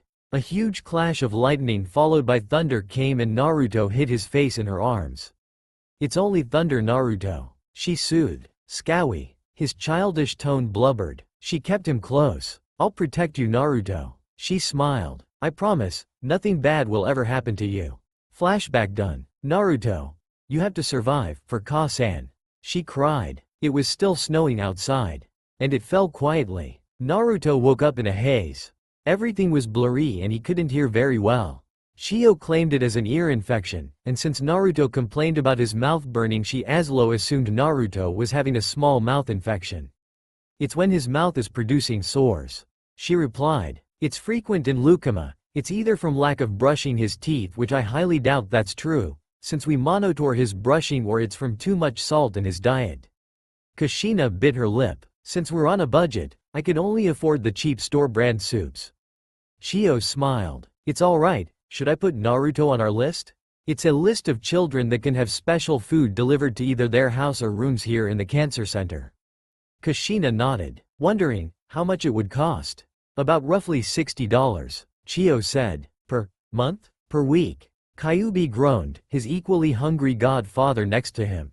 So far they had raided any cupboards in the house for food. I say we order something. Kyuubi said. I want to, but I'm afraid if I do, then Naruto would come home while we're eating in front of him and that'll be mean. His famished godfather groaned. Kyuubi moaned too, clutching his growling stomach. Wanna go out to eat? He asked. In what? Minato is using my car to get to work and Kushina has the van at the cancer center. The white-haired man said.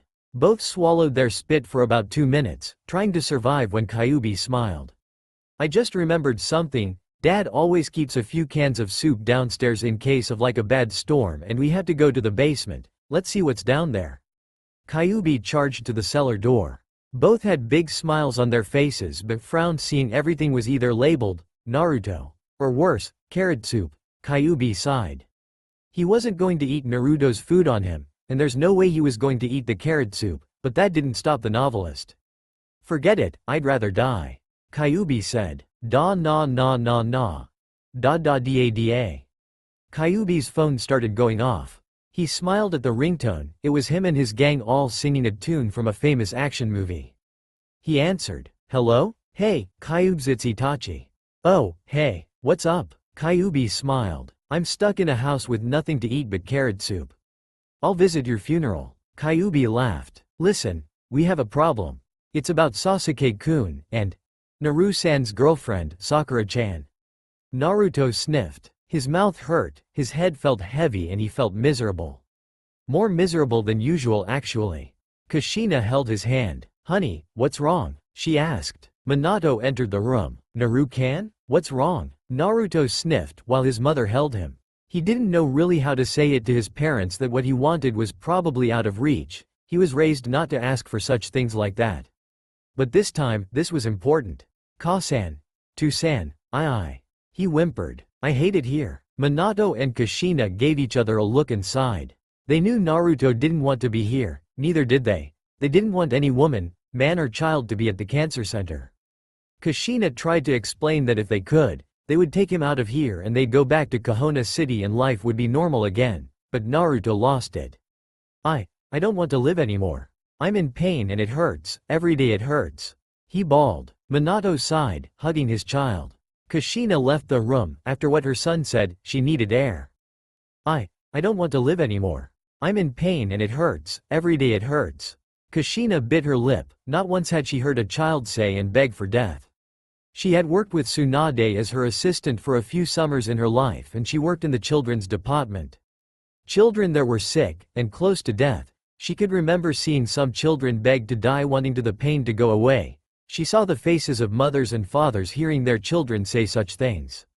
She never thought she'd hear something like that from her own child.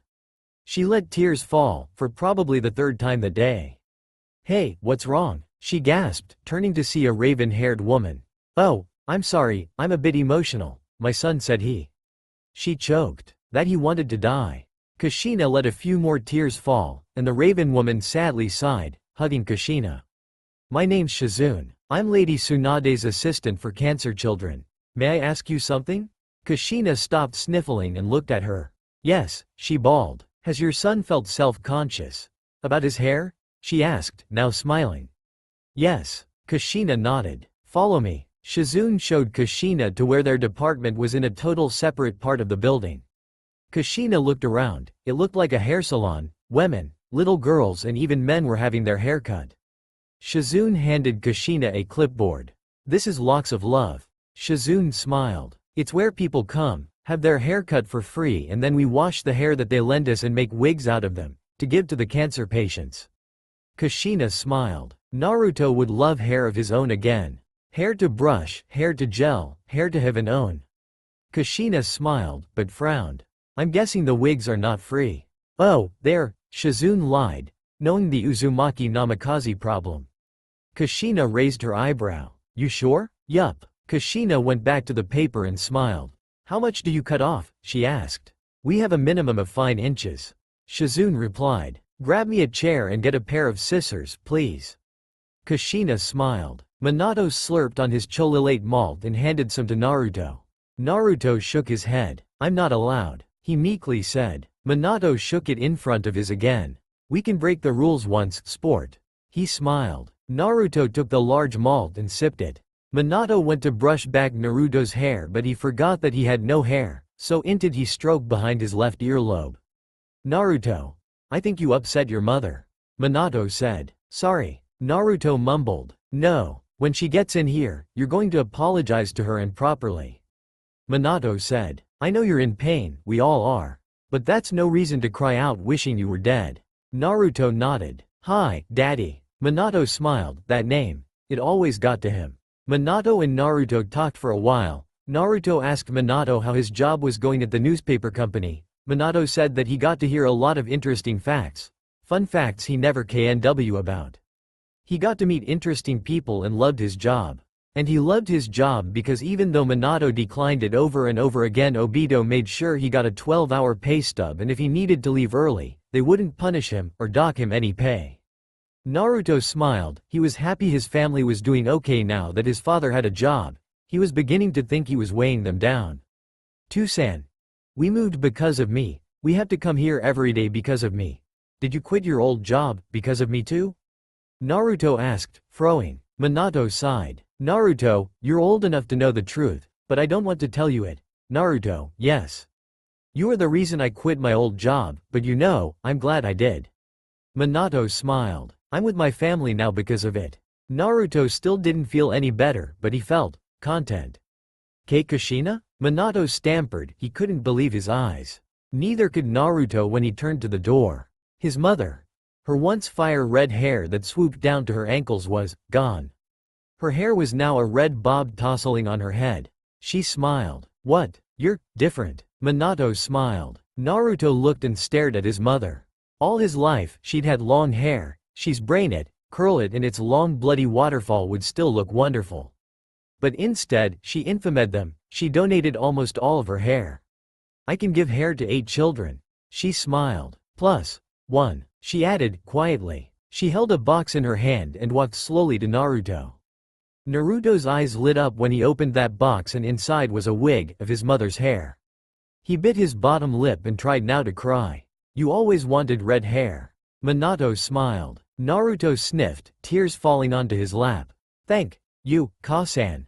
He cried. Kushina smiled back, hugging Naruto, taking out the wig and placing it on his head. She laughed. Naruto smiled. This was nice and his head felt warm. Sasuke was in rage. He was so mad at Sakura right now. He felt so mad he couldn't even think or see straight. He saw red and tried as much as he could to keep from letting his anger get out of control. That was his best friend, and she did something like that. He grit his teeth. Sasuke-kun, someone called. Sasuke turned seeing Itachi, Pain, Tobi and Sasori. We'll be in my room, tell Ka-san we have guests. Ni-san. Before you leave, can I talk to you? It's about Naruto. Sasuke slowly asked, his knuckles turning white. Is something wrong with Kyuubi's chibi? Tobi asked. There will be something wrong, soon. Sasuke, what's going on? Pain asked. Everyone was now sitting on the floor pillows in the den. Itachi and Pain were Kyuubi's closest friends, his best friends to be exact. They've seen Naruto grow and change ever since they were little. Naruto was Kyuubi's kid brother, therefore Naruto was their kid brother as well. Sasuke told them about what happened earlier today. He started with the phone call and how Naruto felt tired and exhausted all the time and he hated the chemos and drugs they used. Then he spoke about Sakura's unexpected visit and how she practically dragged him all over the mall trying on skimpy and skanky outfits. Itachi raised an eyebrow, Pain sighed, and Tobi and Sasori tried not to giggle. But then Sasuke told them about how after his torture den, that she had dropped hints about not liking Naruto. This confused the older teens. She said that she found him ugly, disgusting and how she really didn't care about him at all. He nearly screamed. She is only dating Naruto to get to me. What's even more sick is she's waiting for him to die, then she'd make a move on me. The room was quiet. Sasuke's rage had now rubbed off on him. Itachi sighed, pulling out his cell. That bitch is gonna die. Dialing a few numbers. Who are you calling? Pain smiled. Who else? Kyuubi. Itachi spoke. Sasuke clamped his mouth shut. Hello? Hey, Kyuubs, it's Itachi. Oh, hey, what's up? I'm stuck in a house with nothing to eat but carrot soup. I'll visit your funeral. Itachi smiled, knowing how much the redhead hated carrots, much less carrot anything. Kyuubi laughed. Listen, we have a problem. It's about Sasuke-kun, and Naru-san's girlfriend, Sakura-chan. Itachi said. What about her? Kyuubi asked. Itachi sighed and put Kyuubi on speaker, where he told Sasuke to tell Kyuubi what Sakura said, did and tried to do. After he finished talking, there was a few moments of silence until. What? Everyone closed their ears in surprise, trying to block out the static. Who does that bitch think she's doing? Itachi. As your leader, I want you to gather up, Pain, Sasori, Tobi, Kisame, Deidara, Zetsu, Kakuzu and Hidan and get over here as soon as possible. Kyuubi screamed over the phone. And bring the uniforms. We'll be there as soon as we find out when Sasuke's class is going. We'll take my dad's second car. Itachi smiled. I'm bringing Sasuke too. Humph, you better. The phone hung up. Itachi smiled brightly. Anyone feel like skipping school to see Naruto tomorrow? He asked. I do. Sasuke smiled, raising his hand. And in 2 weeks we'll have our field trip to see Naruto. Sakura has to be there one way or another. Naruto smiled but trying to cover his face with his hospital pillow. Daddy, stop, he smiled. That's enough. Minato smiled, apologetically. Holding the camera in his hands was the proof that he had pretty much annoyed Naruto to no end by taking lots of pictures. Naruto did look handsome with red hair. He looked different and he looked a bit healthier. Kushina smiled. You're so adorable, Naruto. She smiled. Naruto smiled back. Thank you, Ka-san. I'm sorry, I really don't recognize you that well without the long hair. Neither can I. Imagine Kyuubi's reaction. Minato smiled. Kushina smiled, rolling her eyes. I'm glad of what I didn't. Now 9 children have hair. She announced. I think I'll grow out my hair and do that again. Free haircut and it's going to a great cause. Naruto smiled, yawning. When are we going home? He asked. Soon, baby, Minato said. We have to wait for your tests and for Chio to say you can go home. It felt like forever for Naruto, but his father and mother passed the time by talking and answering. Well, trying to answer any questions Naruto had about until Chio returned with the results, and she was very surprised to see a red-haired Naruto and a short-haired Kushina. Chio and Tsunade had some news. His cells are decreasing faster now, Tsunade informed. Chio and I have decided. Then you need to stay here, permanently, Naruto frowned. I won't get to go back to my house? He weakly asked. Kushina softly gripped his hand. Until your cells stop decreasing so fast, but I don't think that'll be for a while. Tsunade frowned as well. She hated to constantly bring bad news after bad news. Naruto couldn't say anything, he didn't know what was going to happen. But what about my lessons with my godfather, what about Kyuubi? He demanded. Minato sighed. I believe Kyuubi is old enough to stay a few nights here if you really want him to. I'm sure your godfather wouldn't mind giving you lessons here either. He added a smile, reassuring Naruto. I'll be here too, Naruto. Kushina smiled, trying to stay strong. And we'll all have our meals here, we'll be here together as a family. Naruto shrugged at that. Will the class still be able to visit me? As long as they don't come while you're at a chemo or having a checkup, then that'll be fine. Chio reminded. Hearing that made Naruto's world a little bit brighter. He felt glad that he could still see his friends. And Sakura. He blushed, even her name made him smile and feel all giddy inside. He was left alone to try and get some rest while Minato and Kushina talked to the doctors, and Minato made sure to make a phone call to Obito to tell him he'd be coming in a bit later the next morning. Tsunade, Kushina spoke just before Tsunade left for another patient. What's up? I know you referred Naruto to stay in the hospital, but please, can I bring him home once more to gather up some stuff? She pleaded. Tsunade sighed. Kushina, as much as I'd like to say, yes, I can't. We don't know if Naruto's conditions will worsen since it is snowing and cold outside. Please, Tsunade, it might be his last chance to see his home. She begged once more. Tsunade sighed. Alright. But I'm sending Shizune in case if anything happens. She said. Oh, thank you Tsunade-kun. Kushina smiled. After she had gotten permission, she broke the news to Minato. He smiled while helping Naruto dress into some clothes. Kushina bit her lip on how skinny Naruto was. He used to be roughly a size 10 in pants size, he was now a 6. It was scaring her, her child shouldn't be so skinny. Naruto was dressed in a fleece coat with a heavy snow jacket on top, but she still felt he would be much too cold, so she wrapped a blanket around him. Minato forced, his hat and scarf to Naruto, and Kushina demanded 3 pairs of gloves on his hands. I can't move, Naruto protested. The drive home, with Shizune along, was quiet. Naruto had been told the news about having to stay a few nights at the cancer center and that he probably wouldn't be home for a while. He was accepting, well, a little. Kushina explained that Naruto would be able to bring whatever he sees necessary to bring to the cancer center. Of course his blankets, pillows and a few articles of warm clothing was brought, along with his Favriote books, some picture albums and a poster board. He had an idea to make a collage of pictures and memories. Kyuubi had a screaming match with Minato, begging and pleading to take him along to the cancer center, saying if he went one more day without seeing Naruto, then he'd go ballistic. That, and he was hungry. He didn't want to be left where there was nothing to eat but carrot soup. Jiraiya felt the need to come along as well. He didn't want this to be the last time he saw his youngest godson. After 2 hours of gathering whatever Kushina and Minato saw fit, they all crammed everything in the back of the SUV van, and with everyone buckled and ready to go, they left for the cancer center. Naruto took one last look at the house. He felt he should say goodbye. He gave a small wave, knowing he might never come back. Sakura hesitated. Tomorrow her class would take their field trip to the cancer center to visit Naruto. This week was a very vivid and scary one. Sasuke had ignored her, more than usual, and she felt a sick feeling in her stomach. Naruto had called her last night, leaving her a short and sad message. He sounded like he had a terrible clod. Sakura's mother felt guilty, asking Sakura if she'd like to see Naruto over the weekend, but Sakura panicked and left the room, giving her mother a confused look. Currently, she was in her room trying to figure out a way to get out of the field trip. It was an all-day thing, and if she got out of the trip, she'd surely get out of school altogether. She had tried to convince her mother that she had a cold and didn't want to go to school. Mebuki, she knew, was good friends with Naruto's mother. She, her mother and Sasuke's mother all went to school together.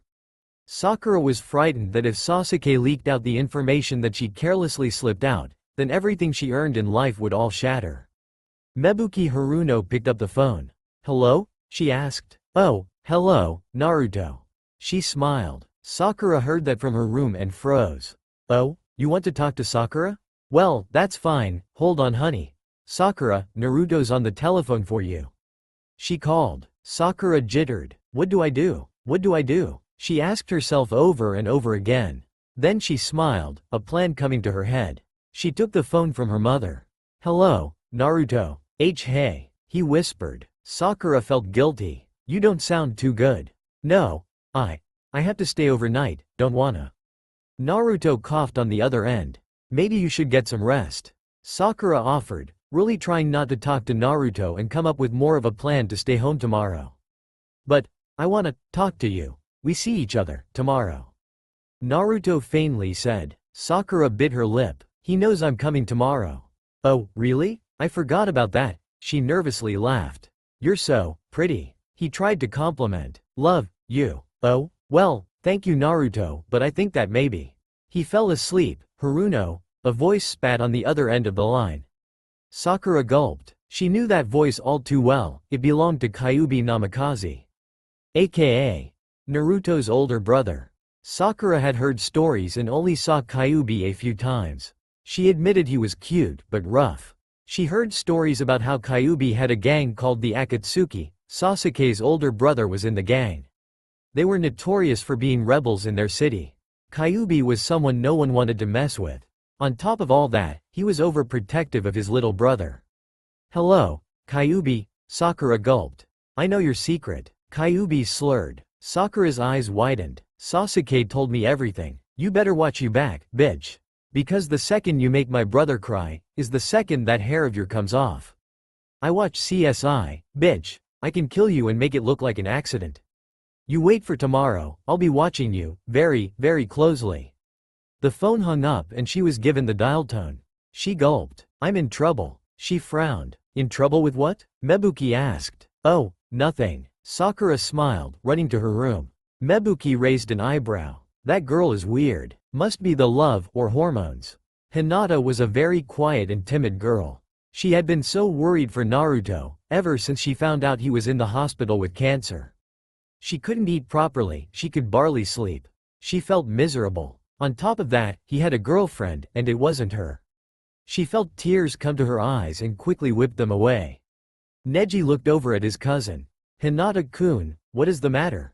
he asked, kindly. Oh, nothing, Neji-san." She timidly spoke. "I'm just got something in my eye." He nodded. "Liar." "Very well, then." Hinata wailed with Neji to their group of friends. It consisted of Kiba, Shino and Shikamaru. "Is anyone ready to see Naruto?" Kiba smiled. "Akamaru sure is." The little puppy on his head barked with excitement. Neji smiled. "Of course I am." Shino replied, "I even went into." "Hey, does anyone know why Sakura never talks about Naruto?" Kiba asked, forgetting Shino was ever talking. Shino narrowed his eyes, clearly pissed at Kiba for forgetting him. Hinata looked up. "What do you mean by that, Kiba-kun?" she asked. "Well, it's kind of obvious, but when we're talking about our trip to see him, she huts out the world and plays with her phone. I don't know, it's just I've noticed it and it's sort of been on my mind. But man, Sasuke sure glares at her, doesn't he?" He laughed. Neji tried to get Kiba to stop talking and pointed behind him. Kiba stopped, seeing Sasuke was right behind him. Kiba stuttered. Sasuke sighed, walking past him. Hinata rushed to him. "Sasuke-san," she said, stopping him. He turned. "What do you want?" He spoke, not rude but in a cranky tone. Hinata blushed. "How is Naruto?" Sasuke shrugged. "Haven't talked to him today, yet." Hinata nodded. She bit her lip, trying not to blurt out her question, but it couldn't be helped. "What? Why are you mad at Sakura?" she asked. Sasuke flipped his hair, narrowing his eyes. "That's none of your business." "It is, if Naruto's involved," she said. "I'm his friend, too." Sasuke smirked. Oh, really? 'Cause the last time he said, hello, to you, you fainted. Hinata blushed more, remembering that incident when Naruto only smiled at her to say good morning to her. She fainted and everyone laughed at her. Naruto tried to help her up, but she made a run for it. She hadn't said much to him since then. But she still loved him. I know, but I want to. I want to get to know him, before it's too late and I regret it.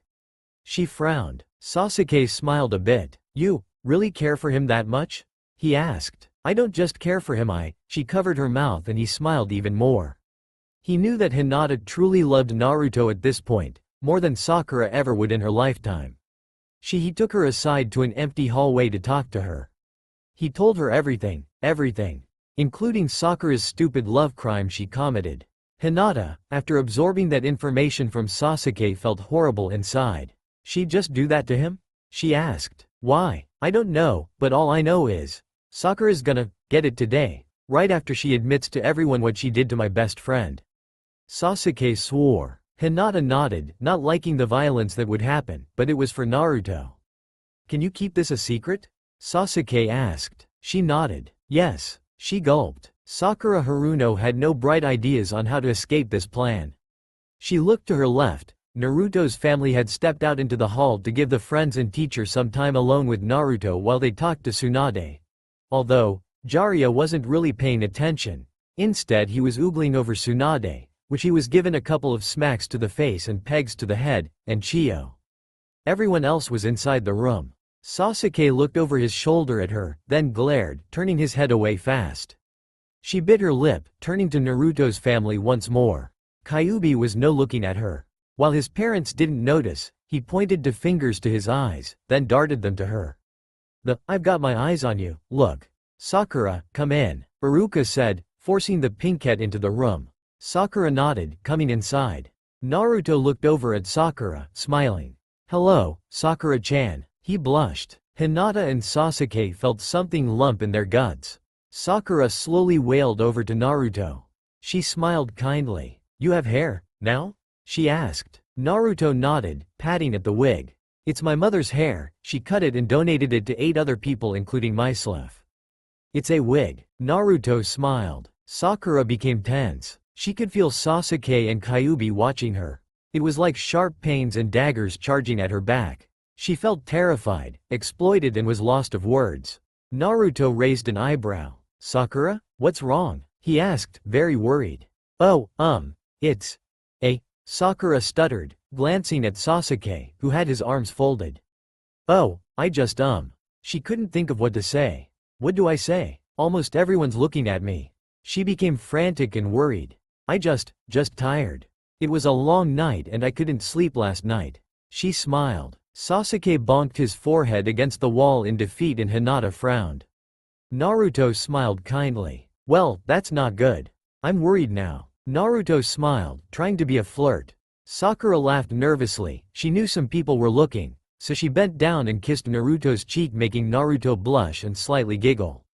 Sasuke shook his head. He had enough. All right, cut it out, Sakura.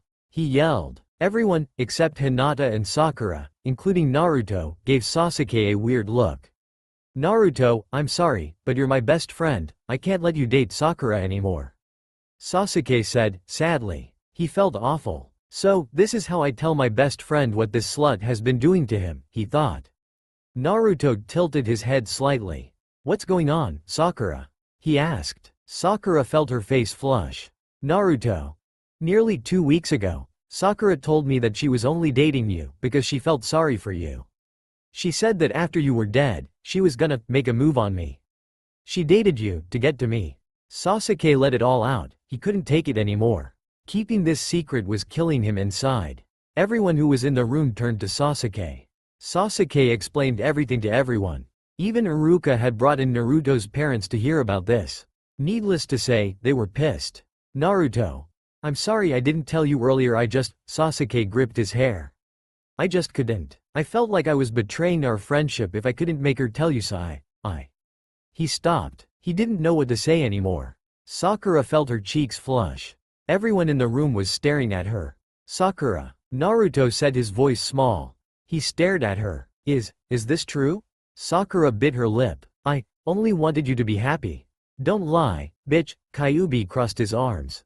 Kyuubi? Naruto asked. You know about this? Kyuubi nodded. Now tell the truth, Sakura. Naruto felt victimized. Everyone knew something about something except him. He couldn't believe what was happening. Pretty soon some students, except Hinata and Sasuke, left the room. Minato, Kushina and Kyuubi stayed. When Iruka told us that you had cancer right around the time he thought of the idea for making cards. I already knew you liked me. Sakura sniffed. I thought that, to make you happy, I'd go out with you. Naruto let go of her hand.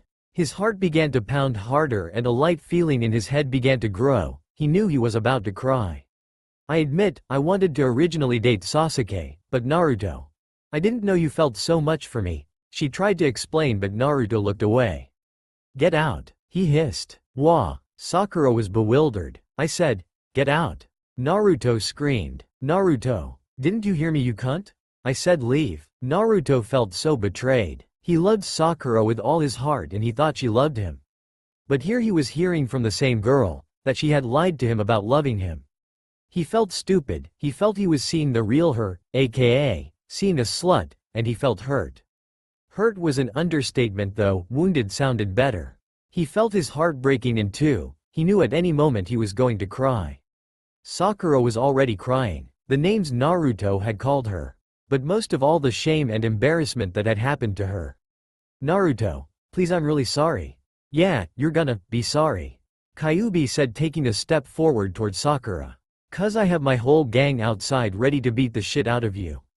He threatened, rolling up his sleeve. Minato held his hand on Kyuubi's shoulder. No one is going to gang up on Sakura. He said. Sakura felt safer knowing she heard that. Instead, Kushina and I are going to have a little talk with Sakura, including her parents. Minato hissed. Because no one cheats on my child. Naruto had pretty much forced everyone out of the room. He wanted to be alone for a while. He couldn't believe as to what just happened. The girl of his dreams, his Sakura, had used him. He tried not to cry, oh how he tried not to cry. But his heart was aching and it hurt so bad. But what hurt him the most, was Sasuke and Kyuubi knew what was going on and they failed to tell him. Do they think I'm a little kid? He hissed. I'm not a kid anymore. Tsunade walked in with a few needles on a cloth rolling on a cart. She looked at him, sympathetically. I heard that what happened. She sighed. I'm sorry she used you, Naruto. I don't care anymore. He lied. Just shoot me up with those things so I can sleep. He stuck out his arm. She gave him a sad look. Still she reluctantly took his arm, gently pressing the needle in his arm, giving him fluids. She did this twice on each arm and soon he felt drowsy. I hate her, Naruto mumbled before falling to sleep. Tsunade sighed. That kid did not deserve to have that happen to him. Tsunade could almost hear Sakura's parents screaming at the pink cat down the hall. Kushina and Minato had their turns of bellowing and accusing, not it was her parents' turn. What were you thinking? I did not teach you, her mother felt embarrassed. Why would you do something like that, Sakura? Why? Sakura was lost for words. Now that she thought about it, this was very foolish and a horrible thing to do. I'm sorry. She wept. Sakura-san, Naruto liked you very much, in fact he loved you. I don't know why or what was going through your head when you thought you could pull off something like this, but you more than hurt his feelings, you crushed him. Kushina spat, making the teenager feel small. I'm so sorry. Too bad it's not a crime to cheat. I'd love to see your ass in a cop car right now. Kyuubi muttered while speaking to Pain and Itachi as they hid behind a corner watching the scene. And your mom said we can't beat her up, too, Pain said. She probably wants to do it herself. Dude, my mom can't hit a minor. It's a crime, but we're not underage. Itachi pointed out. We could do it ourselves. Do I have turrets? Or are you just retarded? I told you guys, we can't. My mom said no. Kyuubi nearly screamed. Pain thought for a moment. You can't, but we as the Akatsuki can. Pain smirked. Itachi smiled too. Kyuubi huffed. Knowing Sakura, she's gonna want to be on the bus before anyone else. They parked the buses in the south parking lot. The drivers are on their lunch break. Hurry, and make it quick and make sure she won't squeal. As Pain and Itachi left to round up the rest of the gang, Kyuubi felt awful, knowing that Naruto was very well upset with him. Sakura, after being chewed out by not only her parents but Naruto's, felt disgusting. She wasn't allowed to participate in the rest of viewing for Naruto's sake. She was told to go on the bus and wait for everyone else. When she hurried to the bus, she found the doors closed and locked. She sighed. I didn't mean for any of this to happen. She cried. Now he hates me. He's not the only one. A voice spoke. Sakura gasped and quickly turned around to see Sasuke Uchiha. She flinched. What are you doing here? She asked. I came to see you. Sasuke smiled. She blushed. After all she had done, he wanted to see her? She began to smile but grew scared when she saw Itachi appear, wearing the red cloud cloak. She took a few steps back but hit the bus. What do you want? She became frightened. Oh, nothing much, Sasuke said. After all, you do love me, right? Sakura neither nodded or shook her head. She couldn't decide if she liked him anymore. She did and she didn't. She liked him because, well, who did not like the cutest boy in school? And she didn't like him because of how he embarrassed her. She was stuck in the middle. So Sasuke answered for her. You'll do anything for me, right? He smirked, much like the one his brother had. She nodded this time. Well, if you want me, you're gonna have to have some sense into you. He smirked. I'm gonna have my brother and his friends teach you what sense is. From the shadows of the allies and even jumping off the top of the bus, the Akatsuki has Sakura surrounded. Sasuke stepped behind Itachi. Ni-san, don't make her bleed. I don't want to pick up her mess, Sasuke said. Itachi nodded. Kyuubi-kun made it clear to not get caught. Sasuke-chan, what time will Iruka and the rest of the class come out? In about 10 minutes. Well, that gives us 9 minutes to play a game with her and 1 minute to get the fuck out of here. I'll see you later, Sasuke. With that, Sasuke left the scene and back to the hospital. Sakura felt her knees grow weak and she gulped, seeing pain walk slowly towards her. Think it's funny to mess with a kid with cancer? He hissed, cracking his knuckles. Blows to the head, stomach and knees had tortured Sakura. She tried to scream for help, but a cloth was tied around her mouth. Each member took turns kicking or punching her. Itachi even went as far to cutting her hair so she had a bald spot on the back of her head. Sasori had found a nearby buffer that fell off a car and hit Sakura in the ribs, while Dodaria used some of brass knuckles he made out of clay in art class to punch her face. After 9 minutes, Paine's alarm on his cell phone went off and he commanded that they stop. Sakura was a bruised and sad mess. She hacked and coughed of what felt like blood, but was actually saliva. That's how Naruto feels, except on the inside. Pain spat. Mess with my friend's kid brother again, and we won't show you mercy. The gang left, going the back way to enter the hospital, leaving Sakura in the cold. This would just be the beginning of Sakura's punishment. Naruto had gained the courage to let his family and friends back in the room, but he didn't want to talk. Naruto, honey? Kushina asked. Your friends are leaving now. Would you like to say goodbye? Naruto didn't say anything. He kept his head low, ashamed and foolish he felt. Blind, but now he could see. And the true nature of his ex-girlfriend was not a pretty sight to see. Hinata bit her lip, stepping forward.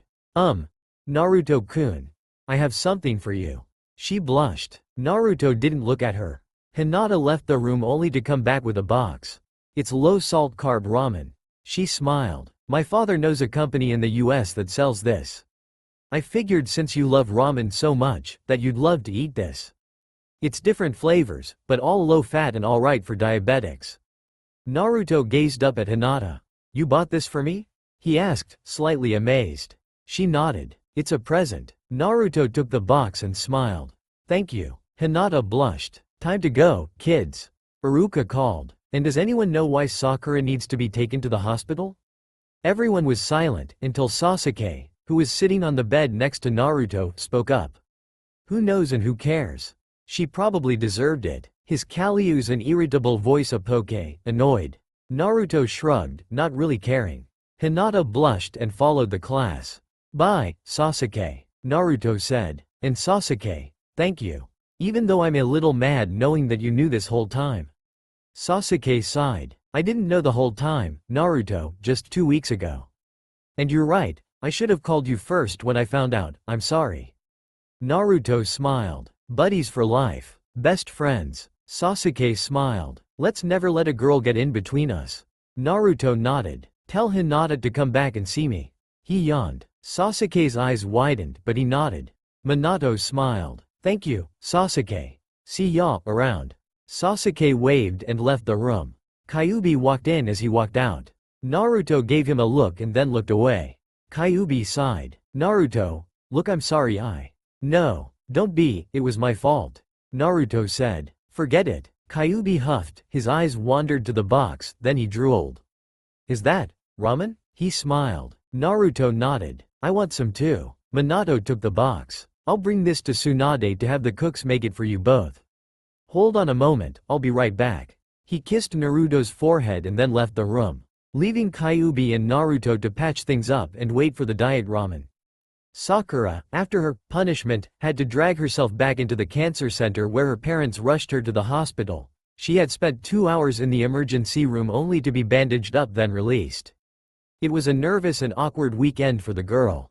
No one would reply to her calls or texts, but if they did it was either go to hell, bitch, or don't talk to me anymore. Her mother or father couldn't give her any advice on what to do.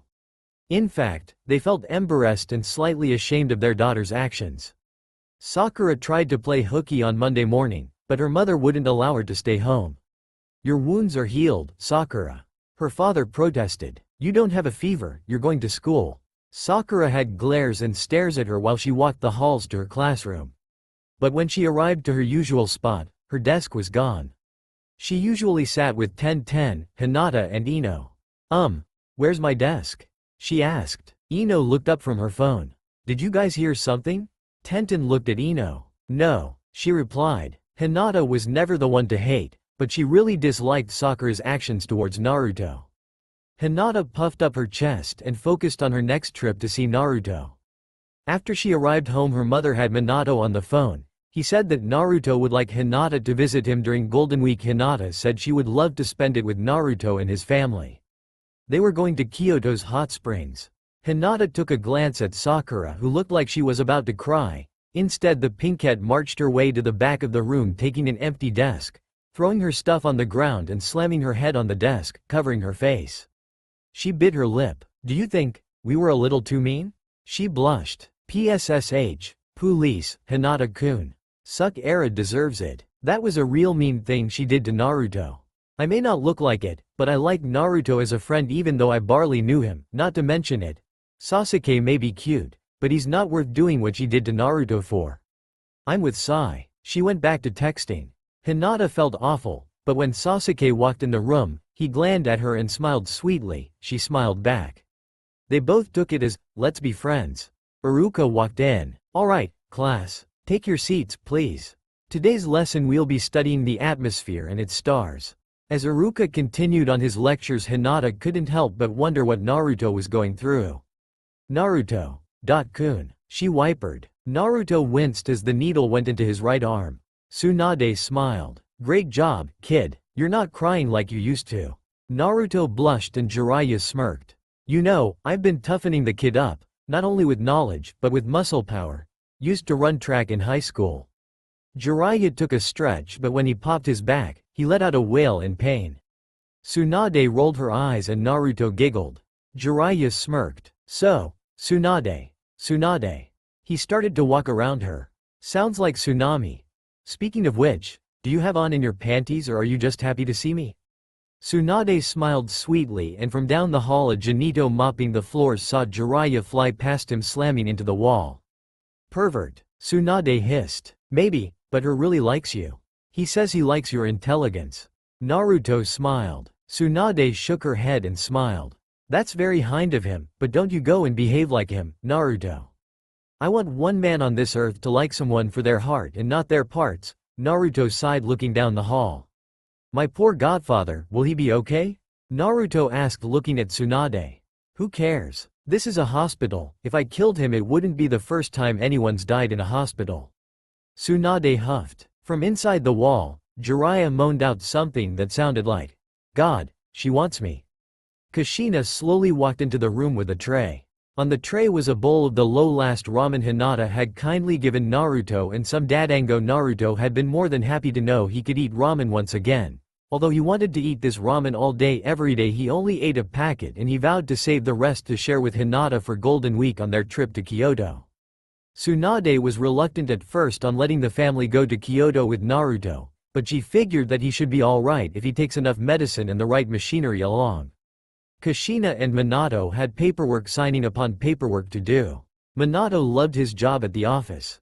He loved catching up to Rin and Obito. Obito had exciting news as well. Rin and I are having a baby. He smiled. Minato smiled back. Really? That's wonderful. I know. I'm so nervous though. She's only about 2 months along already, but she wants to fly out to Tokyo and tell her mom and dad. Her dad still hates me. Obito chuckled at that last part. Oh, was her dad the one at the wedding who had you pinned up against the wall? Minato asked, trying not to smile. Obito nodded, remembering the horrific events and the saying, "If you hurt my little girl or make her even shed one tear, I'll take that company you own and with each brick on that building, I'll take it and shove it up your ass." That's for helping me by the way. Obito thanked. Minato nodded. It was Minato who had to pull Rin's father off of Obito. Don't mention it. Minato looked up at the clock then back at his paperwork. Sensei, go home, Obito said, knowing Minato was anxious to return to Naruto. No, I'm not finished. What did Rin and I say? We were willing to even pay you even if you're not working here. Naruto needs you, Minato-kun, go to him. Obito crossed his arms and Minato smiled. Kushina and I can't thank you both enough. Minato smiled. Well, Rin and I were wondering if you could both do the honor of being our baby's godmother and godfather. Obito asked. Minato nodded. I will. Kushina and I would love to be. Kushina looked at Naruto while Naruto slept taking his nap. Naruto looked so small, smaller than before. Naruto wasn't really the boy's average height, but he wasn't small either. She blamed the cancer. Cancer must have made him shrink a few inches. But she didn't mind, too much. In fact, Naruto looked so sweet, smaller. So needy, so innocent. Kushina wasn't much for sissy boys, but in her mind Naruto was no sissy boy. Although if he wasn't her son, she would classify him as one. In fact, he was her baby. Which was perfect for her. Kyuubi was asleep on the couch when Minato stepped into the room. Hey, he whispered. I've got news. He wrapped his arms around her. Oh? She asked. Yeah, Obito-kuna and Rin-kun are having a baby and they want us to be the godparents. He smiled. Kushina smiled back, kissing his chin. I'd like that. Her smile turned to a frown. What's wrong? He asked her. I'm scared. Oh, really? My Kushina afraid of something? He acted surprised, and Kushina lightly slugged him in the arm. Minato. I don't know if it's an instinct, but I think something bad is going to happen on our trip. She hesitated. Minato smiled, reassuring her. Don't worry, we'll have Naruto's medication, his IVs, and there will be an emergency kit. Not to mention Shizune will be coming with us. Lady Chiyo and Tsunade have agreed that it will be safe for Naruto. We'll even bring oxygen tanks if needed, Minato said. Kushina sighed. I don't know, Kushina. I won't let anything happen to any of my children. And if anything were to happen, Shizune is with us and I'm that boy's father. He pointed to Naruto. I'm not letting anything else happen to that boy. Kushina smiled, leaning against Minato. Resting her eyes just for a moment. Let me lay here, she said. Are you going to sleep? Minato smiled. No, she lied. She fell asleep. Hinata smiled as she packed her bags. She had counted 5 nightgowns and 6 pairs of clothes. She wondered if she should bring makeup to try and appeal Naruto more. No, he's noticed if I was wearing makeup. She blushed. And I don't think they allow makeup in a spa. Neji poked his head into Hinata's room. Are you ready to go? He asked. Naruto and his family should be here soon. Oh, yes, I'm ready. She smiled. I'm so happy that Naruto-kun could leave the hospital. He hasn't been to Kahona City in a long time. He says he misses it. I'm sure he'll be happy to spend time at the hot springs in Kyoto. Neji nodded. But what will they do about his cancer? I thought cancer patients needed chemos and tests run. Naruto says Shizune, his nurse, will be with them. She replied. They'll be bringing an oxygen tank as well, just in case of an emergency. Hinata felt worried now. She was nervous and scared. You don't think that will happen, will you? She asked her cousin. Neji sat on the bed next to her. No, I don't think so. How can you be sure? Neji shrugged. Hinata's door opened and her father poked his head in. Hinata-kun, Minato-kun is here. Oh, I'm coming, she said, taking her purple bag with her. Hinata smiled seeing Naruto in the car. Hello, Hinata. Naruto wheezed. Hinata turned pale. Naruto, are you having trouble breathing? She asked, alarming Kushina and Minato. Kyuubi shook his head. No, he took some pills earlier, dry throat is a side effect. He said. Hinata smiled. She was greeted by Shizune and her teacup pig Taunton. It would be a long drive from Kahona City to Kyoto. Halfway there Kyuubi had already gotten yelled at twice for either burping his ABCs or having his head out the window like a dog. Naruto and Hinata talked. Well, Hinata did more blushing and kept from fainting than talking. The Golden Pavilion. Kushina read in the pamphlet of 10 things to do in Kyoto. Be it capped by snow in winter or set against a lush green background in summer. Nothing is as symbolic of Kyoto as Kinkakuji's golden reflection shimmering across the rippled surface of the pond before it. Not even the crowds of tourists, and they come by the thousands, can detract from Kinkakuji's undoubted splendor.